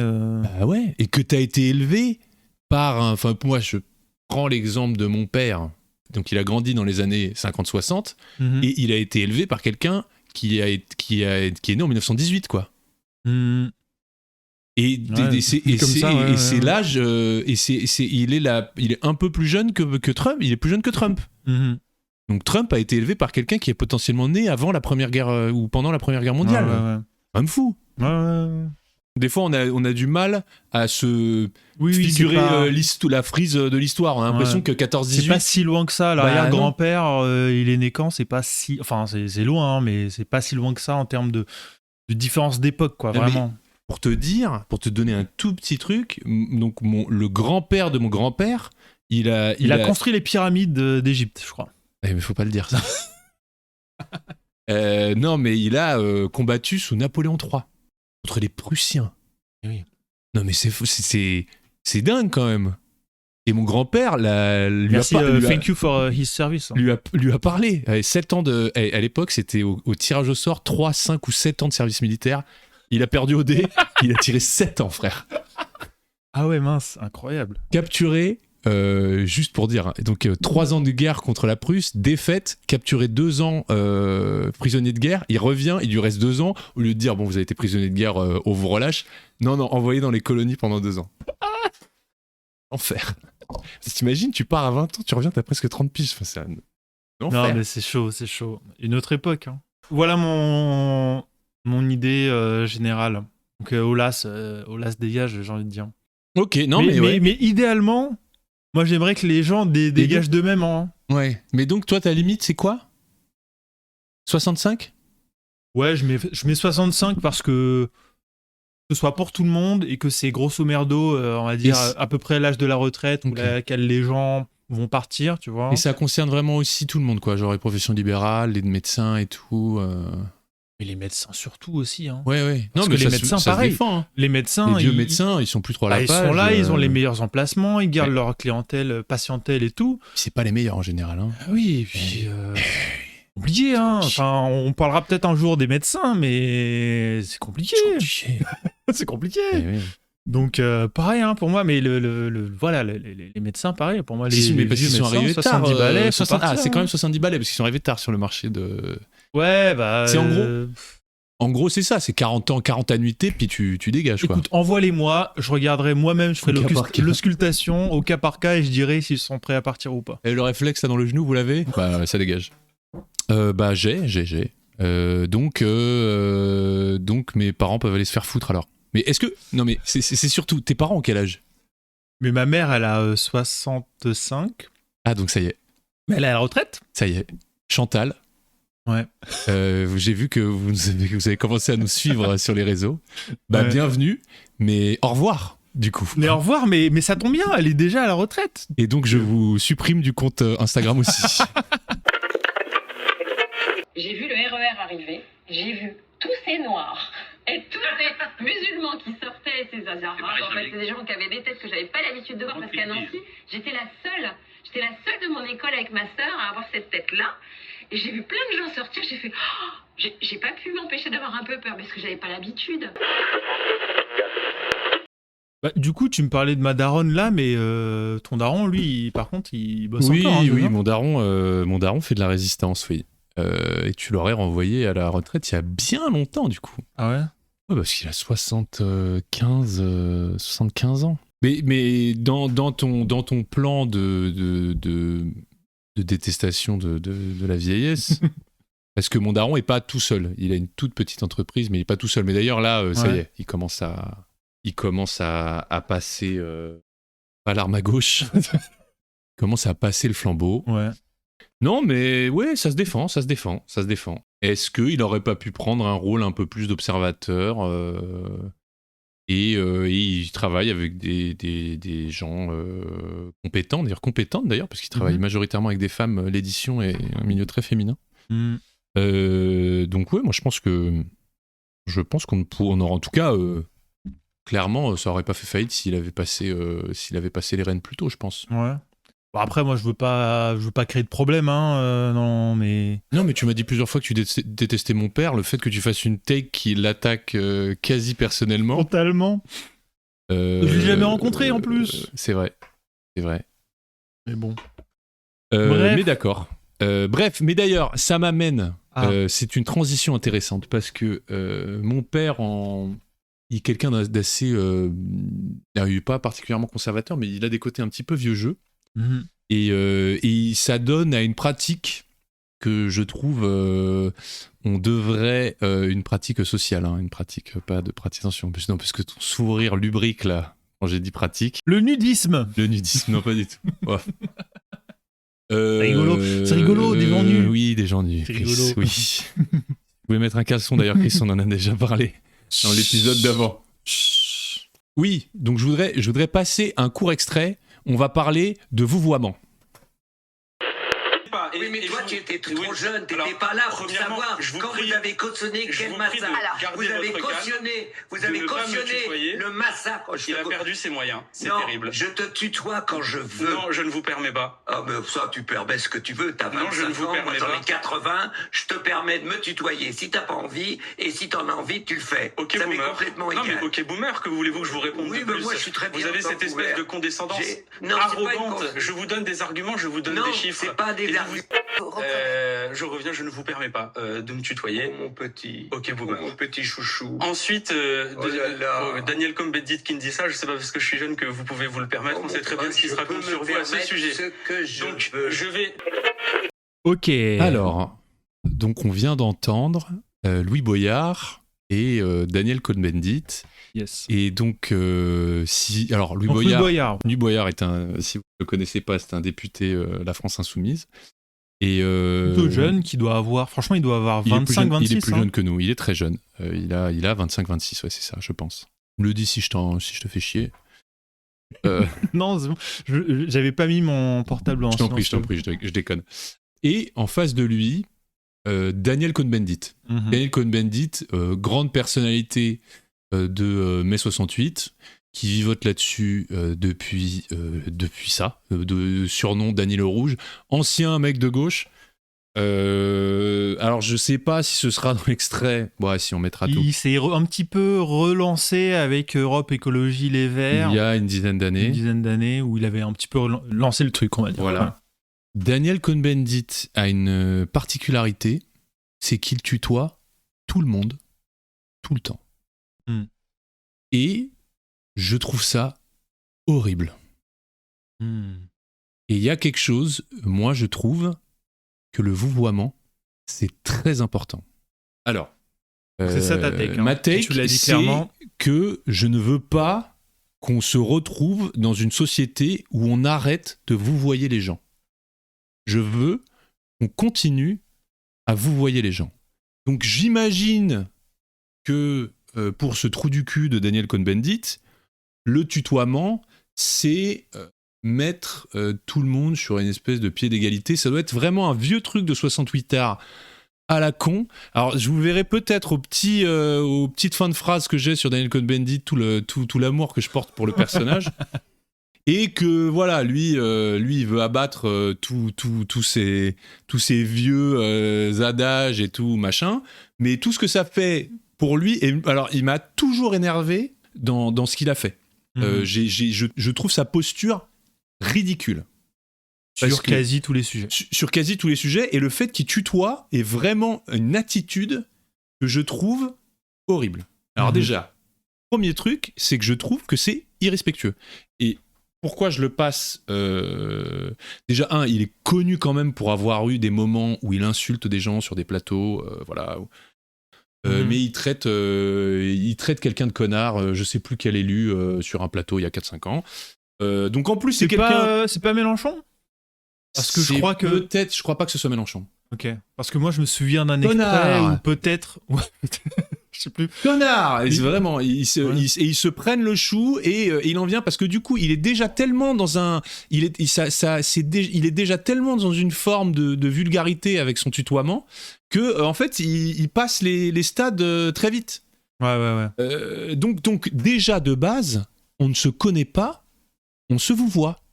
Ça met en place une espèce de respect mutuel, c'est comme ça, et même en fait, parce que je voyais une séquence, une courte séquence d'un journal télévisé où la présentatrice, dont j'ai oublié le nom, celle qui présente en duo avec Gilles Boulot, recevait Timothée Chalamet. Anne-Claire Coudray, non ? Anne-Claire Coudray, exactement.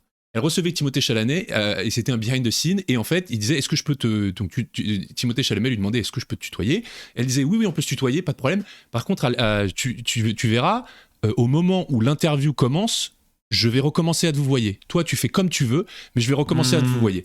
Et déjà il y a deux choses à noter, je trouve, c'est que déjà il lui demande est-ce qu'on peut se tutoyer, elle dit oui, on se tutoie.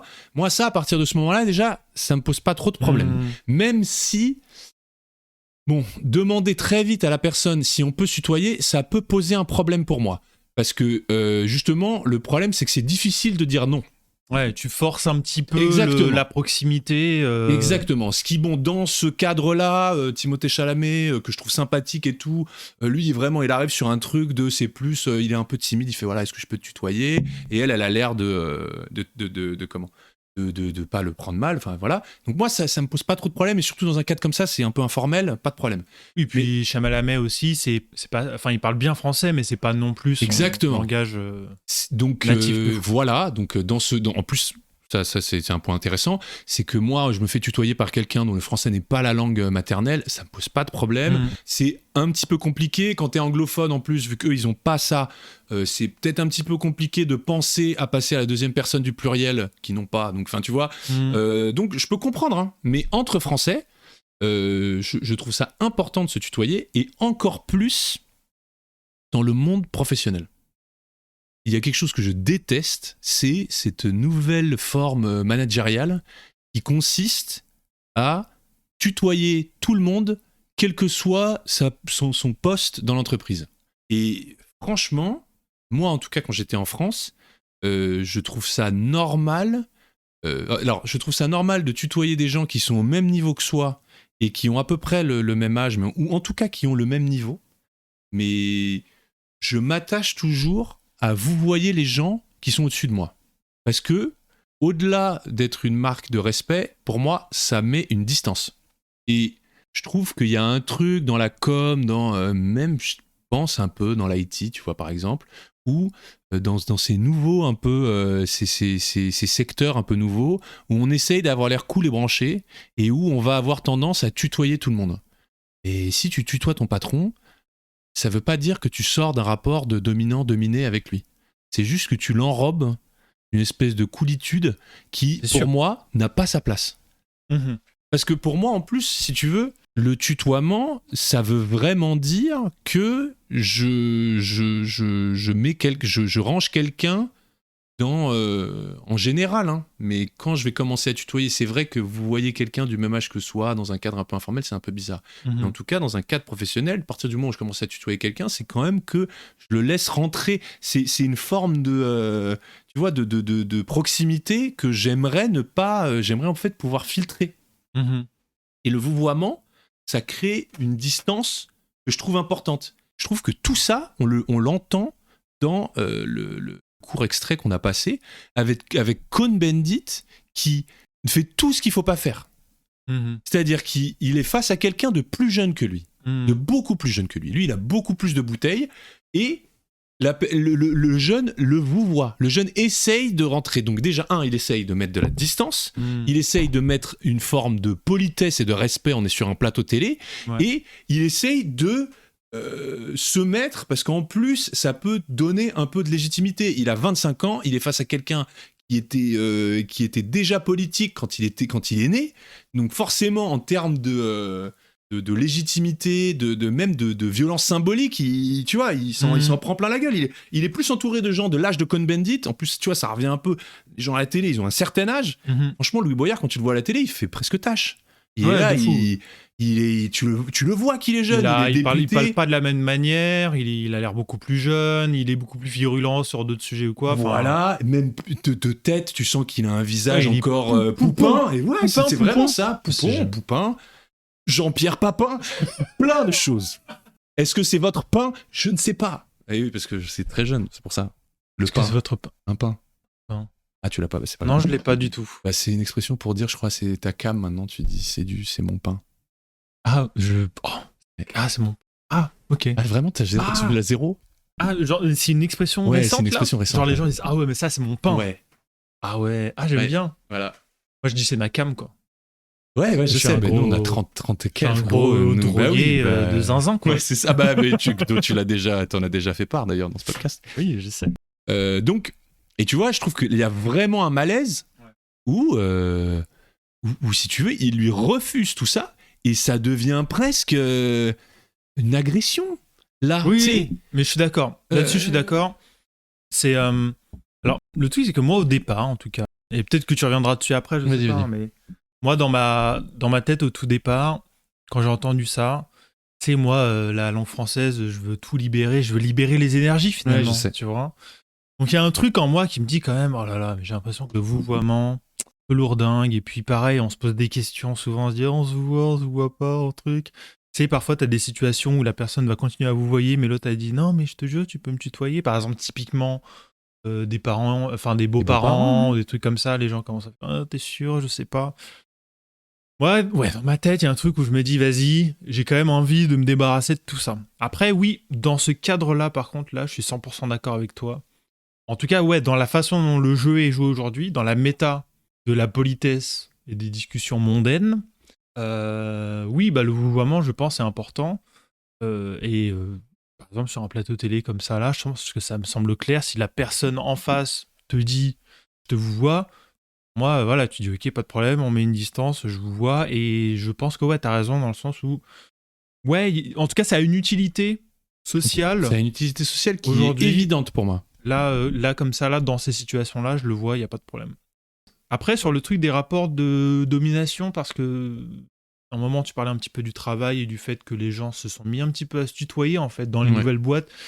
C'est un petit peu ça. Ça dépend des boîtes. Par exemple, IT, oui. Je sais pas si par exemple dans la banque ça va forcément. Je pense pas, non, c'est pour ça. Moi je pense que c'est un truc, la pub, la com, tu vois. Peut-être des trucs comme ça, même. C'est un peu cool, quoi. On est cool, les gars. Tu vois, les trucs où tu pourrais t'habiller un peu comme tu veux. Tu t'habilles comme tu veux. Mais j'ai l'impression que. Alors, toi c'est quoi ton problème Oh, Juju. Juju, tu me l'envoies le rapport, ok ? Allez. ASAP. ASAP. Ah là, Juju. T'es viré. Mais ouais, moi, j'ai l'impression que toi, t'as l'impression que t'es en train de maquiller un peu le rapport de domination qui existe, et en fait, le fait de retirer ça, t'as l'impression que c'est une stratégie, un peu. Alors déjà, il y a une stratégie, et en plus, enfin, tu vois, là, par exemple, je trouve que t'as soulevé une question intéressante. Avec les beaux-parents, là, t'étais dans un truc où la personne... Elle a du mal à passer du vouvoiement au tutoiement. Et moi, c'est typiquement quelque chose où je suis... Il y a des moments, avec des gens, je suis confortable dans le vouvoiement. Naturellement, je les vouvoie. Notoirement, c'est vrai, le père de mon ex, j'ai continué à le vouvoyer alors que je tutoyais sa mère. Mais parce que... naturellement. Tu respectais son père, mais tu respectais pas sa mère, exactement, parce que c'est une femme. Non, mais tu vois, ça... Déjà, j'ai eu un peu de mal à la tutoyer. Non, mais en fait, je la vouvoyais. Non, en fait, je crois que je les vous voyais tous les deux. Mais juste, non, mais en fait, non, mais t'as raison. Ah, c'est un tu l'as respecté, en fait. Non, je la respectais. Et Finalement, déjà, ce podcast n'est pas misogyne. Déjà, c'était une marque de respect. Et 2, mais pour moi, c'était plus agréable, en fait. Ça met un tout petit peu de distance, c'est un petit peu formel, il y a un petit peu de respect. Et c'est pour ça, en fait, je pousse pas. C'est pas tellement que si, tu vois, bon, vous êtes comme Chris. Vous êtes une espèce de maison en ruine, complètement déconstruite, vous voulez rien, vous voulez qu'on écrive tous les O, vous voulez qu'on écrive de l'eau, O. Attends. Avec un petite vaguelette à côté pour comprendre que c'est pas une autre chose, c'est pas O, H-A-U-T. J'adore. Voilà. Non, mais une vague sur le O. Sur le O, comme la aînée des Espagnols. Et avec le O, ce serait une petite flèche c'est en haut. Un banger. Un banger, tu vois. Pour vert, va falloir que ça va commencer à être technique à un moment. Alors que t'as un stylo vert pour. Enfin bon. Je trouverais, mais moi je suis créatif. Non, mais tu vois, je trouve qu'il y a quand même ces nuances de langue, elles sont là pour quelque chose. Et moi, typiquement, je vais te donner un exemple très personnel. J'ai un grand-père du côté paternel qui n'était pas la personne la plus fun du monde. C'était un mec assez froid. Et il refusait qu'on l'appelle papy. Il voulait qu'on l'appelle grand-père. Et ma sœur et moi, on a pendant des années, en fait, pour moi, quand t'appelles quelqu'un grand-père, la suite logique, c'est de le vouvoyer. Ouais, bien sûr. Et donc, je le vouvoyais. Et il était très fâché sur le fait, il voulait qu'on l'appelle grand-père, mais par contre, il voulait qu'on le tutoie, tu vois, parce que c'était quand même mon grand-père. Ah, okay. Et donc, moi, au téléphone, quand je décrochais, je disais « Ah, bonjour grand-père, oui, vous voulez parler à papa ?» Il me disait oui, mais enfin arrête de me vouvoyer. Et si tu veux, ce qu'il comprenait pas, c'était que au-delà de grand-père vous, c'est tellement, il me faisait un peu peur, et donc j'étais dans un vouvoiement de confort, tu vois. Et ça, en fait, ça m'arrive, et c'est pareil, je pense avec, tu vois, des ex-beaux-parents entre guillemets. Mais c'est un vouvoiement de confort où, moi, je suis dans ma ligne, et donc bon, 2-3 fois. Tu peux me dire, non mais tu peux me tutoyer, mais pour moi en fait, si tu dis ça à quelqu'un et que tu sens que naturellement il est sur du vouvoiement, eh ben laisse-le tranquille. Oui, non. Laisse-le tranquille, Chris. Oh, putain, il est là, il est tranquille. Non, mais ça, c'est impoli, c'est un inconverti de la langue. C'est toute proportion gardée. Il y a un côté de consentement en vrai là-dedans. Voilà, et tu vois, c'est ça. Et là, c'est toute proportion gardée, c'est un consentement langagier, si vous voulez, mais je trouve que moi, si je parle de ça, c'est que cette séquence que j'ai vu passer sur les réseaux avec Cohn-Bendit et Lou Boyard, moi, ça me met profondément mal à l'aise. D'être face à quelqu'un. Je pense qu'il y a des gens qui sont là un peu, c'est marrant ce truc de lui, ils veulent le vouvoyer, et Cohn-Bendit, il me fait rire. moi, ça me fait pas rire du tout. Je trouve qu'il y a vraiment une agression verbale. Vous voilà, en fait, enculé. soit tu sais, respecte-le, genre s'il veut du vouvoiement, c'est la position naturelle entre deux personnes qui se connaissent pas, ça devrait être le vouvoiement, point barre. C'est du respect, c'est de la politesse, c'est un cadre, et ensuite quand on se connaît, parce que comme ça le tutoiement il veut dire quelque chose, tu vois ce que je veux dire, il veut dire un peu une proximité, il veut dire une proximité générationnelle, il veut dire une proximité dans le monde professionnel de voilà, on est tous dans la même galère, on est au même niveau. Par contre c'est vrai que le patron, vu qu'on lui chie dessus à la pause déj parce qu'il mange pas avec nous, parce qu'il a pas la même réalité que vous, bonjour monsieur Perrier, oui, ça va aujourd'hui, oui ça va et vous, voilà. Alors que avec ton collègue Roger, salut Roger, ça va, et on va se boire un canon après, tu vois. Et que ça a tous les trucs, mais je trouve que c'est, tu vois, je trouve que c'est important. Et en plus, et dernièrement, je te dis ça parce que moi mon père il s'amusait à vous voyer des amis à lui, et moi je trouve ça rigolo en plus. Pendant un moment j'ai cru que t'allais dire des animaux. Il vous voyait mon chat. Non mais il vous voyait du coup, mais ça je pense que c'est du coup lui il faisait ça doit être un vieux truc pareil de 68 arts mais inversé, où lui je l'ai notoirement vu, vous voyez des gens qui connaissent depuis 40 ans. Et moi j'aime bien dire j'aime bien vous voyez, mais sur une phrase comme ça, tu vois, et vous allez bien ou voilà. Et moi je trouve qu'il y a un truc assez joli à dire bonjour. Ça c'est ton bonjour côté, Chris. c'est son bonjour Chris, comment allez-vous? Tu vois, genre tu vois, je veux pas qu'on l'enlève ça.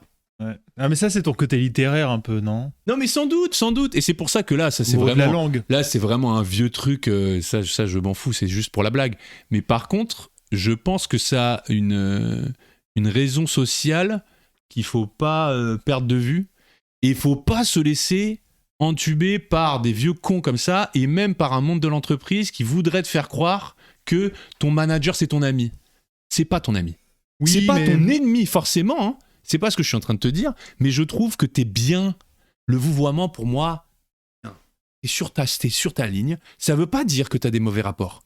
Moi, j'ai eu des très bons rapports avec des gens que je vous voyais. C'est juste, on sait qui on est. Tu vois ? Ouais.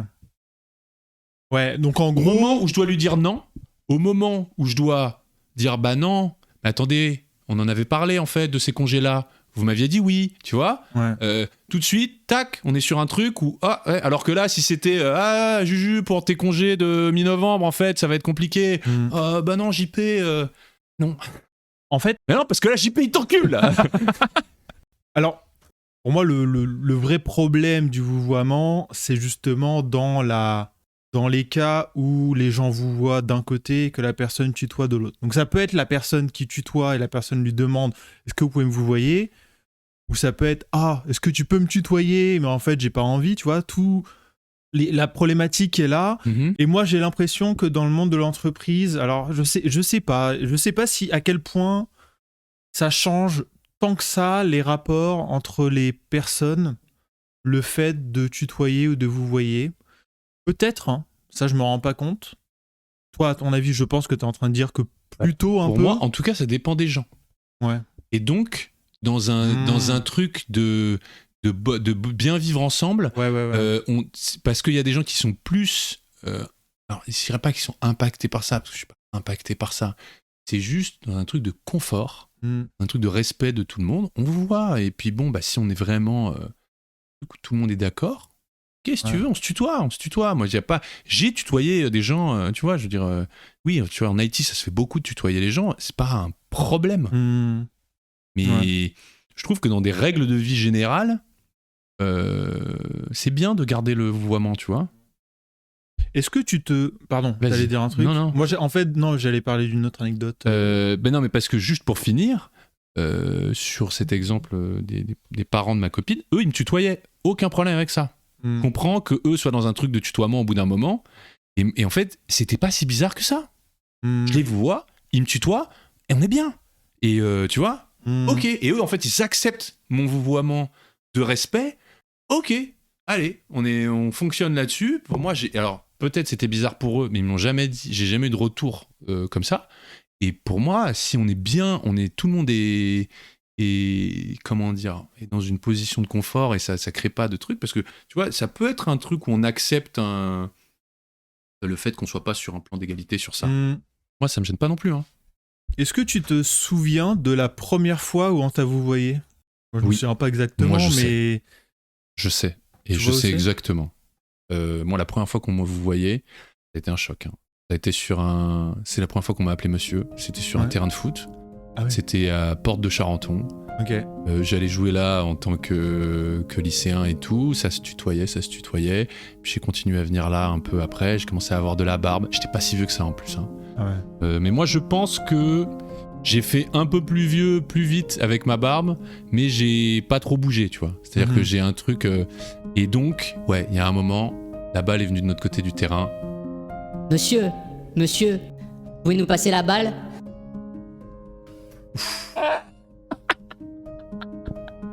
De la part d'un gamin. Et là, c'est pareil, tu vois, t'as envie de lui dire « Oh on demande avant de vous voyer. Ah non, mais attends, non, je suis désolé, là. Non, mais oui. » Et tu vois, et bah c'est pareil. Et bah, si je m'en souviens, c'est que... Alors là, vous allez me dire, je suis un fragile de la langue ou je sais pas quoi. Non, mais tu vois, c'est que ces petits trucs, bah ouais, tu vois, genre, de passer dans le vouvoiement... T'es insensible, ça m'a mis un coup de vieux. Ça m'a mis un coup de vieux. Bien sûr, aussi, ça t'a mis un coup de vieux. Mais alors moi, la première fois qu'on t'a appelé monsieur et qu'on t'a vouvoyé. Moi, je suis pas exactement sûr, mais je crois. Quand on a arrêté de t'appeler jeune homme à la boulangerie et qu'on t'a appelé juste monsieur. Ouais. pas dire jeune homme. Quand tu décroches au téléphone, par exemple, ce genre de choses. Ah, j'ai une petite anecdote sur ça, moi. Mais non, moi, je crois que c'était. Je suis quasi sûr, mais je suis pas sûr à 100%. Je crois que c'était ma prof de philo en terminale, parce que je crois que les profs tutoient. Au collège et au lycée pendant très longtemps. Je pense qu'au lycée, ça va peut-être dépendre un peu des profs, justement. Et nous, bah, du coup, on avait une prof de philo qui était plutôt jeune de souvenir, mais en tout cas plutôt jeune dans le sens où elle devait avoir maximum 35, tu vois, maximum. Et du coup, ça m'étonnerait pas qu'elle sorte. Enfin, je sais pas, qu'elle sortait peut-être de l'école il y a pas si longtemps que ça, mais bref, en tout cas, elle nous voyait en fait en cours. Et je crois que c'est la première fois où je me dis, oh, ça y est, on est un peu des adultes ou quoi là. Ah, c'est drôle. Moi, j'avais un prof au collège qui vous voyait, très vieille école, qui vous voyait et qui appelait par les noms de famille. Mais il y a moyen qu'il y avait quelqu'un d'autre, hein, mais c'est celle dont je me souviens. Et ouais, moi vraiment, le premier vouvoiement dans l'espace public où... Non, mais tu vois, parce qu'en plus, c'est vraiment un endroit où j'allais tout le temps pour jouer au foot. Ouais. Et ce moment où le gamin de 10-12 ans, il te regarde, et tu vois, parce que tu as été dans cette position-là, tu as eu 12-13 ans, et tu regardes un grand à côté, et c'est vraiment, et même pas que c'est un lycéen, c'est que là, tu as l'impression que tu as affaire à un adulte. Pour toi, il a peut-être une famille, un crédit, et un job, quoi, pour lui, tu vois. Vous êtes garé à côté ou pas? Et toi, t'as vraiment envie de dire, attends, je suis encore bourré de la veille, je suis à la fac, en fait. Calme-toi, d'accord? L'anecdote peut-être de... Oui, court anecdote. Moi, au téléphone, j'ai compris que je vieillissais parce qu'au départ, on me prenait pour ma mère. Pendant des années, on disait bonjour, Madame Royer. Je disais non, c'est le fils. Petite gêne d'une demi-seconde. Ah, pardon, est-ce que je pourrais lui parler? Et ça, pareil, je m'en souviens. En tout cas, je me souviens, peut-être pas du coup de téléphone en particulier, mais du jour où on m'a pris pour mon père. Allô, Alain? Alors là, c'était... Non, c'est le fils. Ah, pardon.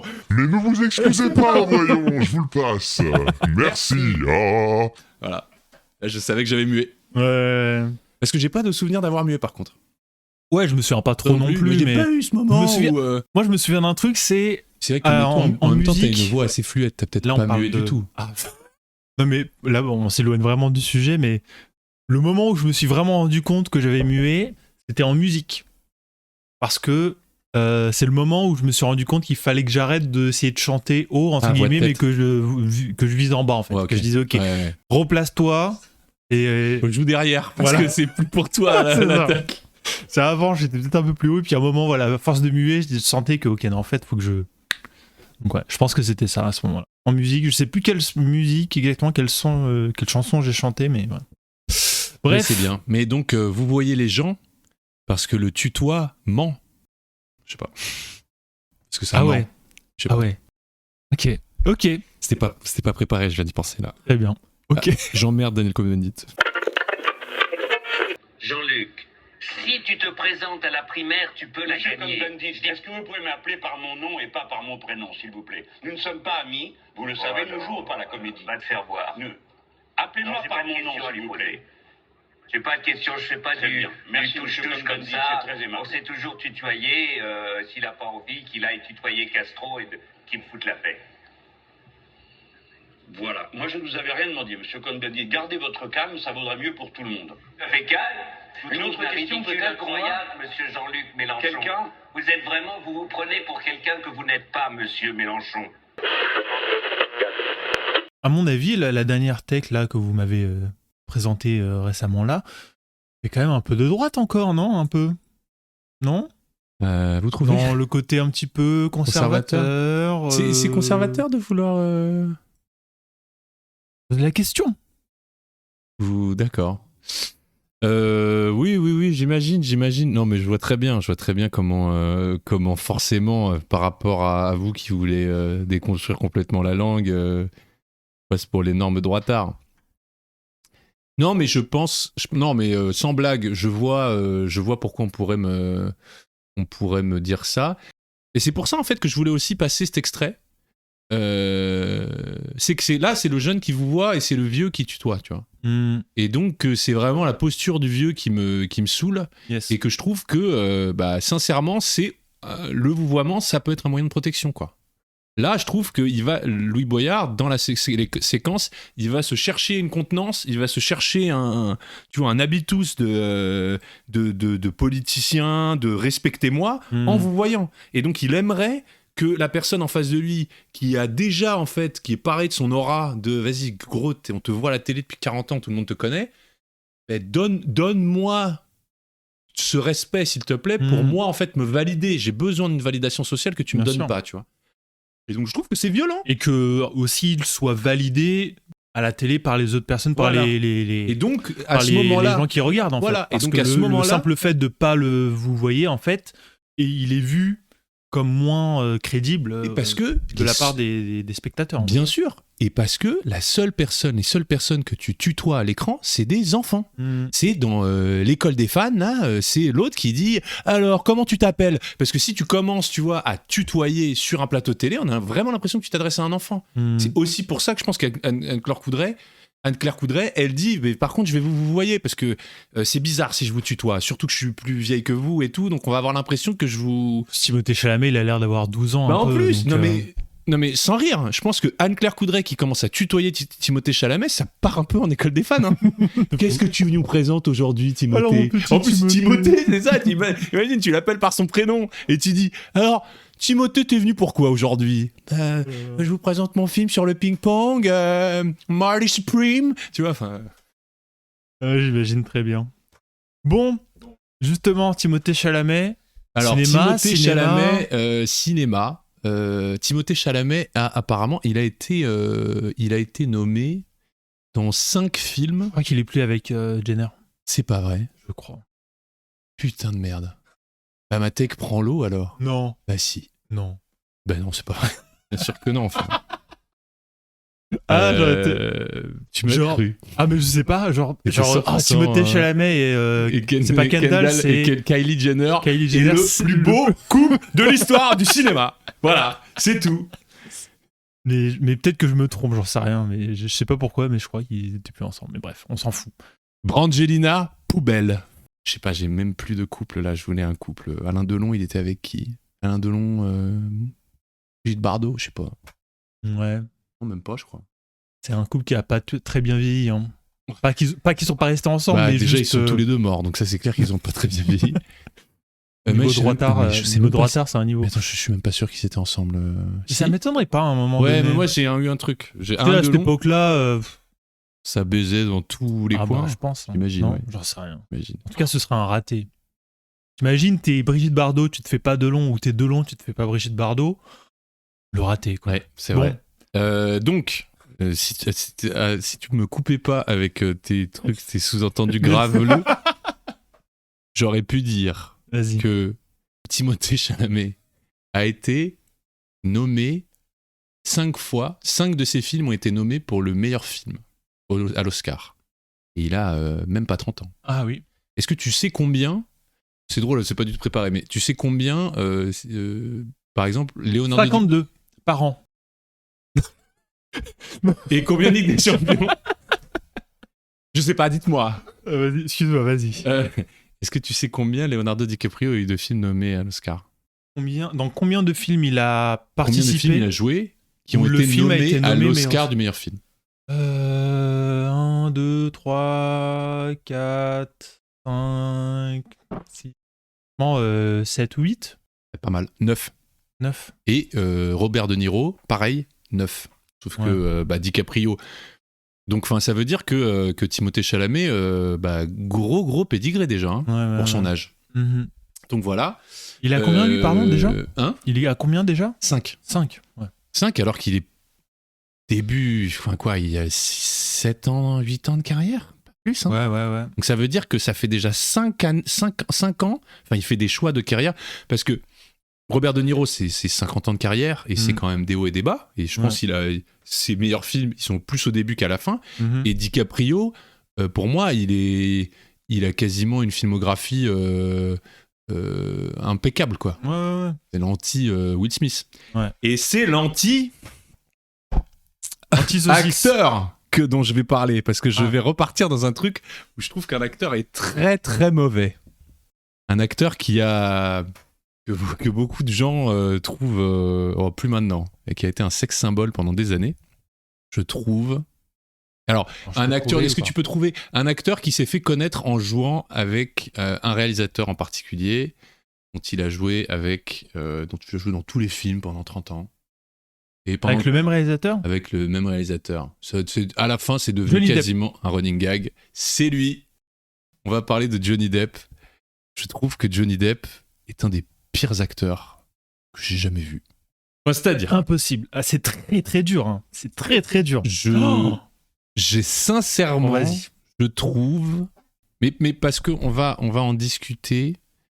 Je trouve que Johnny Depp est incapable de jouer autre chose. Mais oui, il est très très beau, Chris. Tu peux me le montrer si tu veux. Ouais, je trouve que Johnny Depp est incapable de jouer autre chose qu'une version plus ou moins Johnny Depp. Il en fait plus ou moins des caisses, mais je le trouve très visible dans ses rôles pour Tim Burton qui ont été de plus en plus mauvais.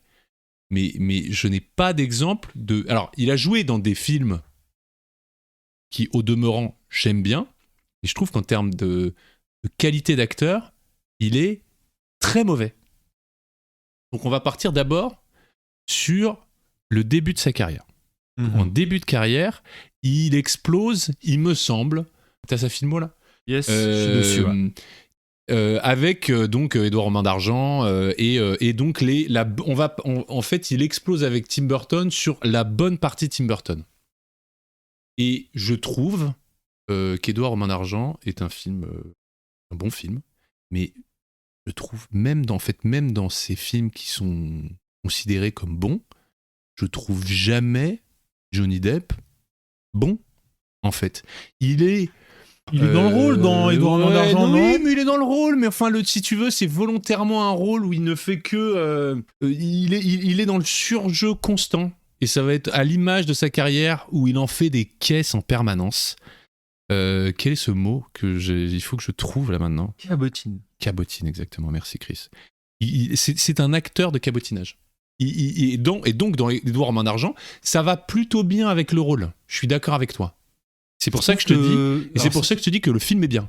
Ça fait longtemps que je l'ai pas vu, mais pour moi, il cabotine doucement. Genre oui, il joue un personnage un peu perché, mais je trouve que ça va bien avec l'univers en fait. Ça va bien avec l'univers. Et c'est tout. De souvenirs, ouais, ça va bien avec. C'est pas le pire en tout cas. Non.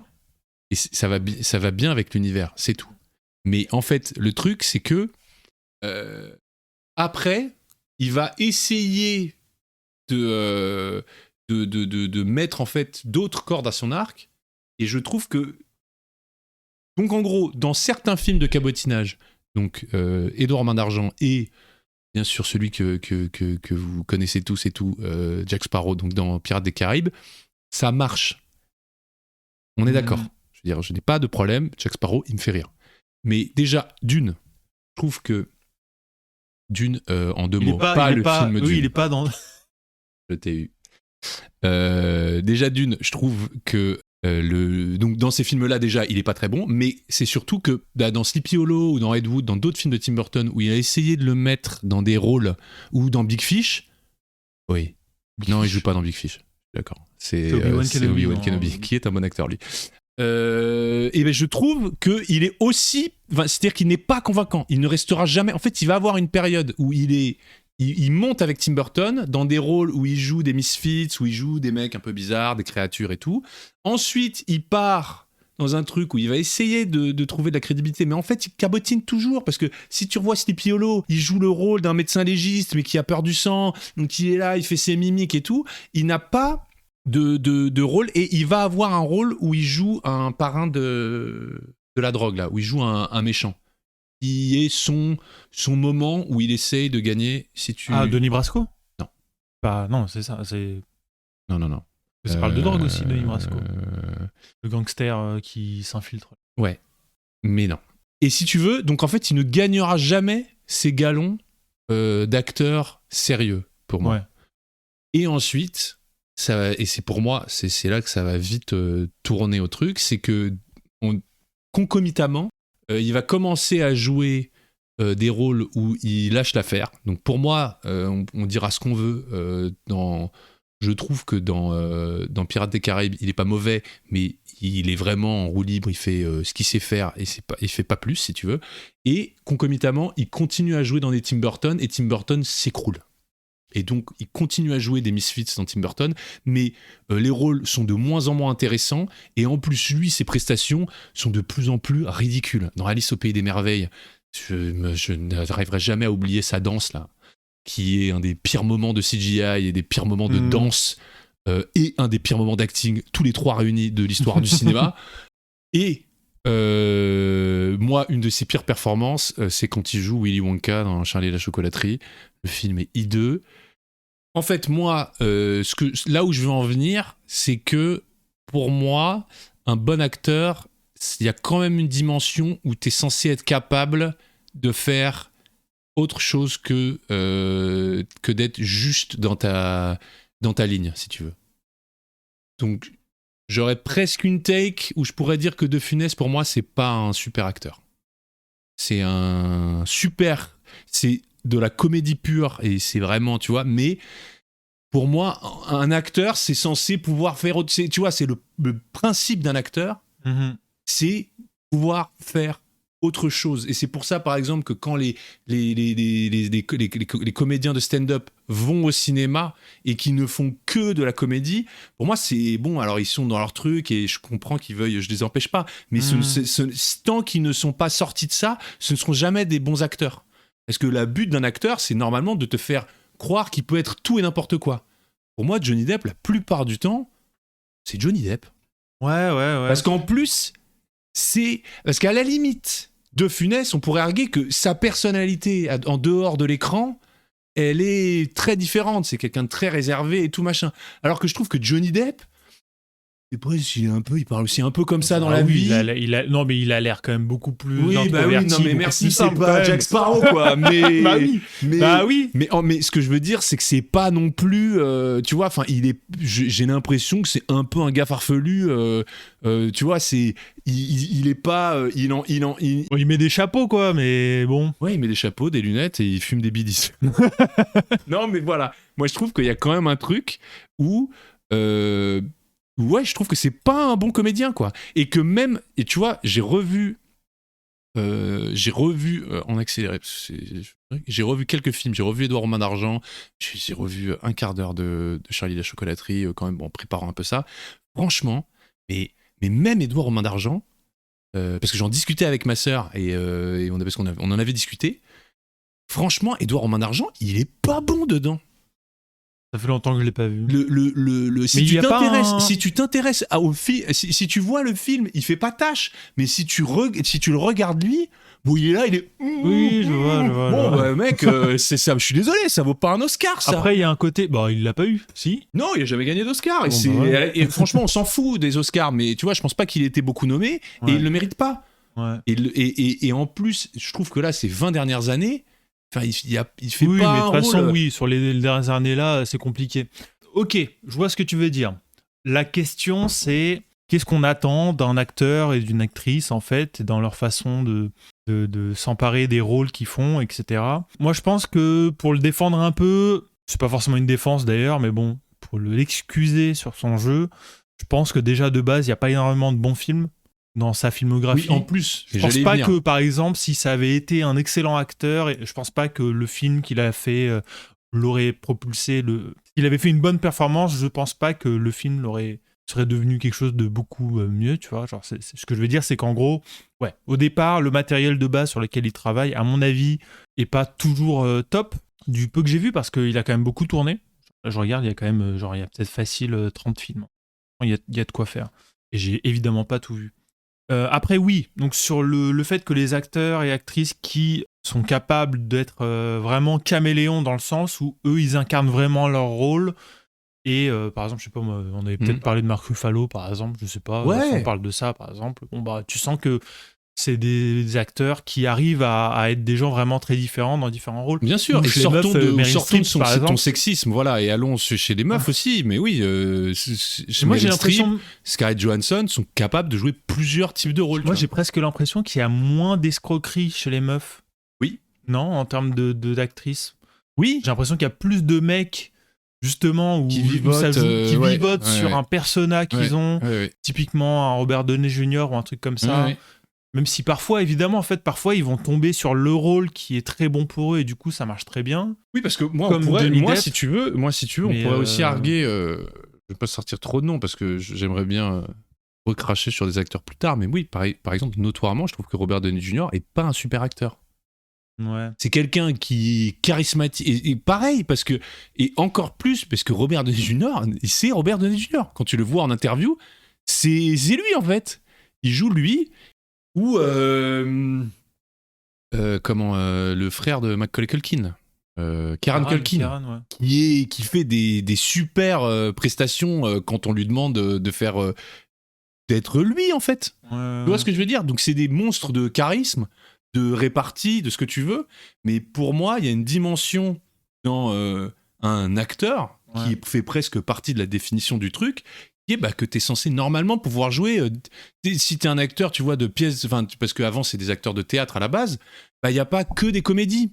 Donc t'es censé pouvoir, dans une troupe de théâtre, t'es censé pouvoir jouer le méchant roi, le prince, tu vois, et le bouffon. Et donc, alors je dis pas, je veux bien qu'aujourd'hui il y a des spécialisations si tu veux, mais pour moi en tout cas, pour faire partie des grands acteurs, il faut quand même pouvoir être capable, pas forcément d'être hilarant dans des films et des trucs, mais en tout cas d'avoir un truc où on va te prendre où t'as un range où tu t'es capable où là t'es là en mode genre ah ouais putain ça il me chope et ouais. Moi c'est une actrice que j'avais trouvée ultra forte dans ces dernières années, c'est Olivia Colman par exemple. Colman bien sûr. Qui est monumentale à chaque fois, il y a parfois je sais pas, j'ai regardé une série que j'aime pas trop. Peut-être que j'en parlerai un jour s'il y a une nouvelle saison ou quoi, mais c'est The Bear où donc c'est la série de cuisine qui a pas mal buzzé, qui est marrante mais qui me prend la tête, que je trouve très surcotée, bref. Mais il y a une scène où elle apparaît 2 minutes, tu vois, dans la scène. Et elle style de show quoi. Voilà, et tu sais pas pourquoi, mais t'es dedans. Et et du coup, et oui, c'était des rôles, c'est un rôle qu'elle a jamais joué avant, et puis elle a joué dans plein de trucs différents, quand elle est à The Favorite ou des trucs comme ça. Où elle est très très drôle. Je sais pas quoi. Et ça, Fleabag, dans la Fleabag, elle joue la belle-mère, qui du coup, donc c'est une série Amazon là, que je recommande de fou. Donc elle jouait, elle joue une belle-mère exécrable, pareil, trop forte aussi. Mais oui. Non, elle est forte. En fait, c'est moi, ça. Je suis d'accord. T'arrives à choper à des endroits où tu l'attends pas, tu vois. Où... Après, est-ce que moi je trouve quand même, pour revenir à Johnny Depp, peut-être que c'est pas grand-chose, je sais pas, mais je trouve que le personnage de Jack Sparrow qu'il a réussi à créer, du coup, je trouve quand même que c'est quelque chose. Mais que c'est parce que quand on le mais non mais parce que ça, hein, déjà il y a quasiment que ça, en plus il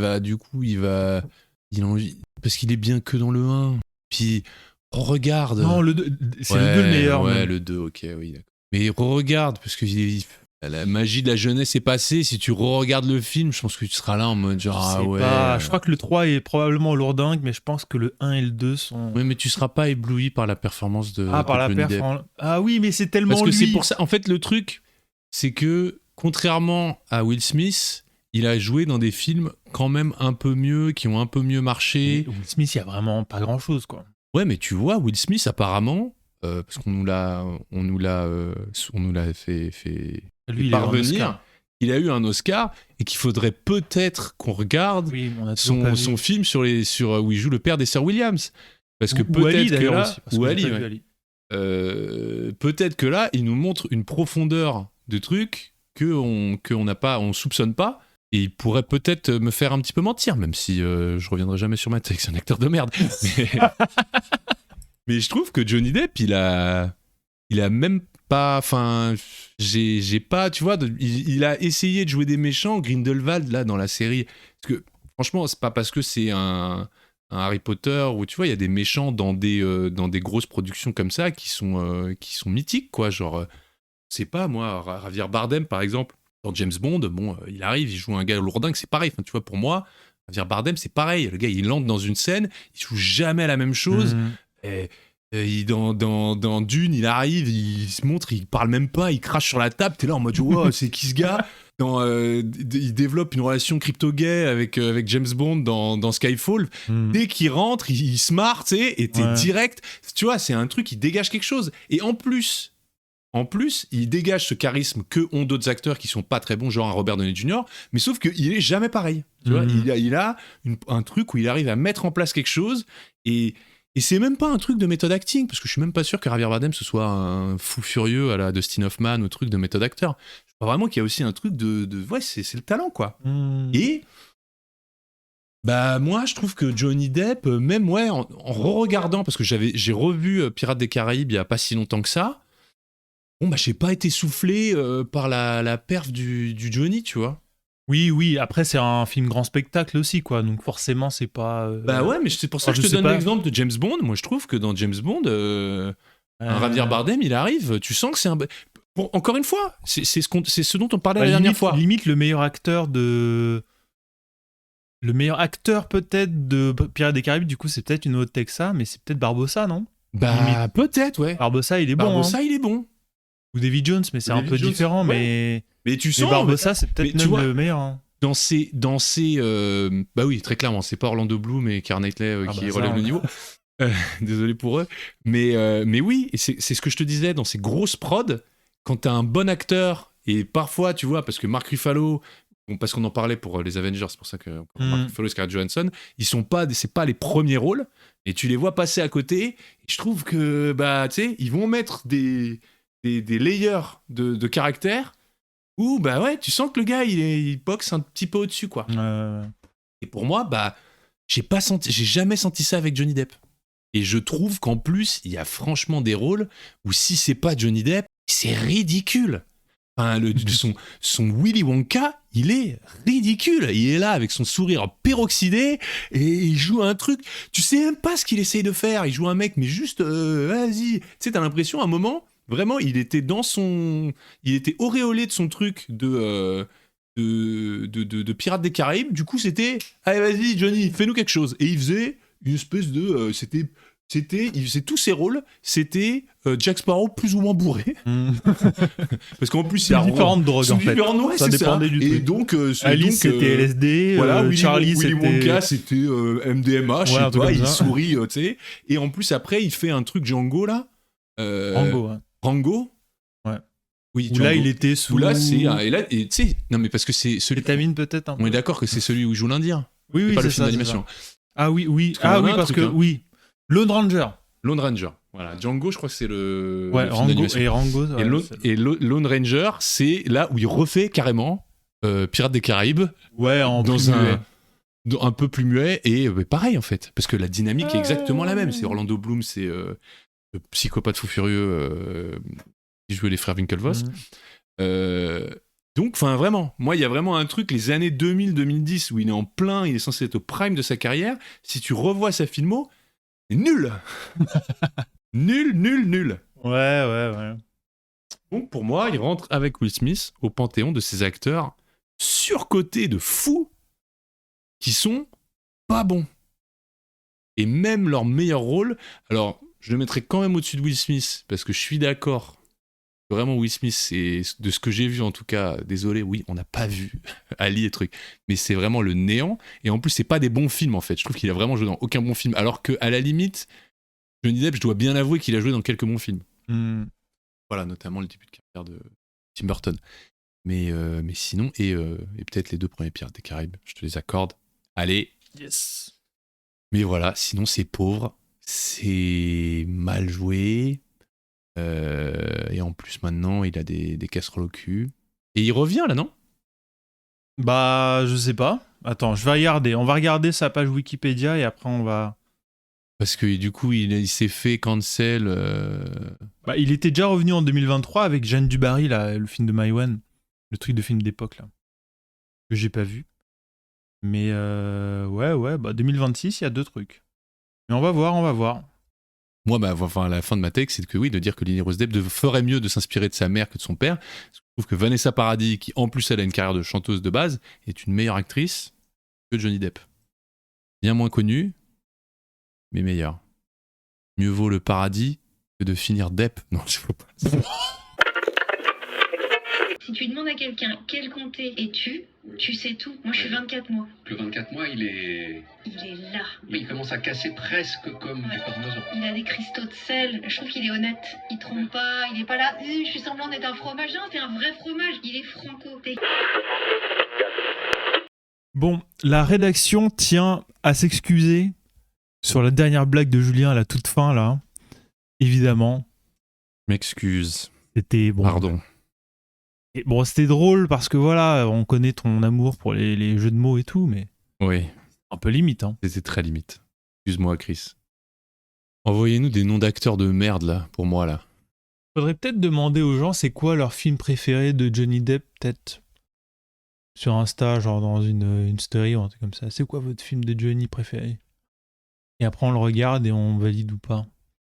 Ok. Si on l'a pas vu, tu vois. Si on l'a pas vu, mais Avec on l'a- la gemme cachée de Johnny Depp. je pense que les gens vont dire Ed Wood. Et il joue pas du tout, dans mon souvenir, il joue vraiment pas du tout un gars. Il a pas cette éthique, quoi. Ouais. Je trouve qu'en gros, Johnny Depp, il est à l'image de Tim Burton, tu vois. Genre, Tim Burton, peu importe le film qu'il fait, il peut pas s'empêcher de foutre une porte de ses tordue et des damiers chelous partout. Ouais. D'ailleurs, c'est assez visible du coup qu'il se soit si bien accordé. C'est qu'il y a vraiment un moment, ils nous ont sorti la même merde pendant 20 ans, quoi. Là où ça marchait bien au début, mais après la fin de la nouveauté, bon, gros, les gars, on a compris, c'est noir et blanc, il a des cernes de fou sous les yeux et il va être bizarre, tu vois. Enfin, le point culminant, c'est Dark Shadows, on dirait une parodie de Tim Burton, quoi. Et toujours Johnny Depp et Helena Bonham Carter. Ouais. Qui elle joue bien par contre. Helena Bonham Carter, super actrice. Ouais. Elle joue très bien. Elle joue très bien, mais parce qu'elle sait jouer. Comme quoi, peut-être, c'est pas. Ouais. Tu vois, c'est pas une question de choix. C'est pas une question truc, de choix. Pour moi, je te le dis encore une fois, Ouais. un bon acteur dans un mauvais film, normalement, il surnage parce que. Mais si tu mets un super joueur de foot dans une équipe de D2, ça se voit. Bien sûr qu'il peut pas gagner, il peut pas. Helena Bonham Carter ne peut pas rendre le film bien. Et Hélène Bonham Carter, c'est pas Johnny Depp. C'est pas Johnny Depp. Johnny Depp, c'est pas Mark Ruffalo. C'est pas Mark Ruffalo, non. Muscle ton jeu, Johnny. Muscle ton jeu. Non, mais franchement. Hein. Yes. Très bien. Est-ce que tu peux arrêter de taper sur la table comme ça? T'as une idée d'à quel point ça s'entend sur le micro après? Alors moi, je vais essayer de le retirer, mais peut-être que là, ceux-là, je les laisserai. T'as une idée de combien elle coûte cette table? Je croyais que t'allais venir, tu sais. T'as une idée un peu du matos que je mets à ta disposition? Ah non, alors justement, cette table, si on doit en parler, du coup, je la vends. Alors je la vends peut-être pour 5000 yens. C'est une table, elle doit faire, je crois qu'elle fait 120 sur 70. Attends, on est sérieux là? Donc je vends une table. Mais ta gueule, tous nos auditeurs sont en France. Je livre pas en France, hein, mais du coup, il faudra. Mais vous payez les frais de livraison. Mais attends, t'es trop con parce que ça, un truc, quand notre podcast il explose, ça devient.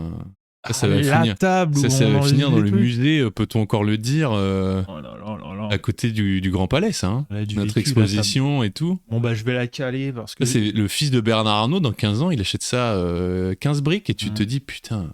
Non, mais je vais peut-être la caler dans mon coin, là-bas, dans ma chambre, quoi. Ouais, tu poses ta collection de Tenga dessus, elle est assez grande. Peut-être elle est pas assez grande. Ça me rappelle un truc. On finira là-dessus.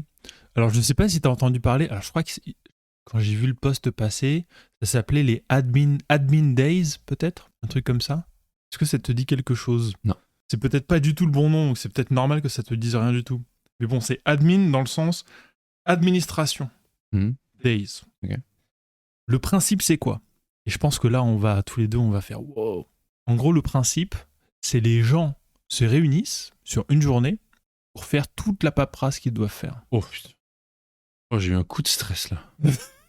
Alors je sais, anxiété administrative, tout ça, moi aussi je l'ai. Et c'est pour ça que je paye pas mes impôts. Le Japon, faut pas venir me chercher comme ça. Non, tout va bien maman, il y a pas de problème, je paye tout à l'heure. Bref. Moi j'aime bien l'idée. J'ai toujours pas changé l'adresse de mon permis de conduire. Je suis dans l'illégalité la plus. De ton permis de conduire? Sur la carte du coup de ton permis de conduire japonais, il était censé changer l'adresse? C'est important de changer. Ça certes certificat d'adresse, quoi.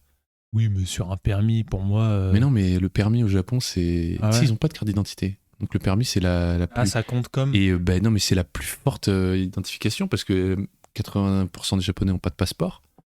Donc en fait, c'est pour ça qu'il y a plein de Japonais qu'on appelle des paper drivers qui ont le permis de conduire, mais qui ne conduisent jamais. Passer le permis de conduire juste pour avoir le permis de conduire. Eh ouais.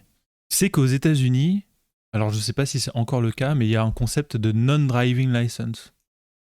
En fait, c'est un non-permis de conduire qui sert de carte d'identité. Parce que eux, pareil, ils n'ont pas de carte d'identité. Bah, je crois que c'est ça l'idée du coup, mais ça sert de carte d'identité. Acheter mais de la en fait, tisse, quoi. Bah, par exemple. Et des armes. Mais bon, une arme, non, t'as pas une arme. Oui, pardon. T'es con. T'es con. Je suis trop con. Mais voilà, mais moi j'aime bien l'idée de Admin Days là, tu vois, genre Moi le problème que j'ai c'est un problème de motivation. Je me pointerai pas, moi je crois. Julien, on avait Admin Days aujourd'hui là. Oui. Oui. Je sais. Vous croyez que j'aurais pas préféré venir que de mettre la poussière sur le tapis? Oui. Non mais tu vois, franchement, tac, on se pose et puis tu dis ah oui alors attends, j'avais ce truc là à faire en ligne, j'avais ce truc là où faut qu'on appelle, ah tu peux m'aider à appeler, tu peux m'aider à faire ça. Oui non mais si en vrai je devrais. L'idée est pas mal, je trouve. L'idée est bien pour le genre d'odieux personnage que nous sommes. Tu vois, t'arrives comme ça et tu dis ok paf, Admin Days la semaine prochaine. Ok. On a beaucoup. T'as un petit backlog, tu penses? Un petit truc ouais. Moi j'ai une demi-journée de paperasse à faire. En fait, c'est parce que pourquoi je fais pas le permis de conduire? Ouais. C'est chiant. Ah bah j'imagine. Il faut que j'aille parce que moi je suis enregistré à Kanagawa et je sais pas pourquoi ils ont foutu ça. Alors qu'ils aient foutu ça à Yokohama, d'accord, mais c'est à 30 minutes de la première station de métro ou de bus. 30 minutes de marche. Ah ouais. Et pour que les gens comprennent, il faut aller le faire revalider tous les 3 ans au début et ensuite c'est tous les 5 ans. Ok. Et donc, en fait, c'est juste une journée. Tu perds une journée où tu dois y aller et ils te font faire un test facultatif. Enfin, c'est-à-dire, tu passes le test, il n'est pas noté. Et ils te rappellent, en fait, le nombre de morts qu'il y a eu. En fait, c'est une journée de sensibilisation. Et tu fais ça toute ta life. Et le pire ou le mieux dans tout ça... Comme si tu faisais ta JAPD... Tous les 3 ans, puis tous les 5 ans, si tu n'as pas perdu de points. Parce qu'en gros, d'abord, tu as un permis vert, puis tu as un permis bleu, et ensuite, si tu d'abord, c'est permis vert, c'est jeune permis, ensuite tu passes à permis bleu, je crois, 2 fois, et ensuite, si tu n'as pas perdu de points, tu passes à permis gold, genre tu as une petite barre dorée, et là, c'est tous les 5 ans. Et à partir de 60 ans, je crois que ça c'est bien, c'est un test de vue, et je crois que tu as un petit test de conduite, genre il te... Et de toute façon, 60 ans, pour moi, tu dois plus être sur la route. Hein. Oui, c'est vrai. Plus de voiture, plus rien. Plus de maison. Enfin bon, tout ça pour dire que c'est une perte de temps monumentale. Ouais. Donc c'est une proposition que tu me fais? On fait un admin day ou pas du tout? Si t'as un gros backlog de trucs à faire, et que moi j'en ai peut-être quelques-uns, mais j'en ai peut-être pas beaucoup là. Mais attends, mais le problème c'est qu'il nous faut... Il nous faut un avocat ou enfin tu vois quelqu'un qui non mais pas un avocat dans la merde non que ça. mais non mais dans le sens où il nous faut quelqu'un pour nous chapeauter non parce que si nous deux on vient et on va faire bon Mario Kart on parle du podcast parce que je nous connais on va mettre un film ouais, il nous faut au moins peut-être il faut au moins une personne qui soit sérieuse là il nous faut un japonais tu sais genre pour faire oui bon ça faut aller là faut aller ouais peut-être bien ouais bon on verra on vous tiendra au courant si ça se passe ou pas. Et on vous tiendra au courant aussi parce qu'on a toujours dans l'idée de... Et oui, parce qu'on a un peu menti sur le dernier épisode, on devait avoir un ou une invitée. Une invitée, et puis finalement ça s'est pas fait tout de suite, ça va arriver plus tard. Personne nous évite. Elle nous a pris l'excuse d'un emploi du temps très chargé pour en pousser ça à mars 2027. C'est Marine Le Pen. Vous avez dit je suis en charrette là, j'ai un... Je suis en procès. Elle doit en avoir des techs, Marine Le Pen, hein, putain. Oui, non, donc, peut-être, oui, un ou une invitée la semaine prochaine, peut-être, ou peut-être pas. Voilà, ou dans le prochain épisode, en tout cas. Voilà. Ah bon. Oui, pas la semaine prochaine, pardon. Ouais. Bah voilà, ce sera tout pour cet épisode. Merci à vous. Et puis... oui, n'oubliez pas de vous voyer les gens. Faites votre paperasse. Ne laissez pas Chris vous embrasser après... 1 minute de conversation au bureau. J'espère que tout le monde a entendu ce passage-là de l'intro parce que sinon ça va être bizarre. Faites attention à vous. Allez, faites attention à lui. On finit là-dessus. Allez, bisous.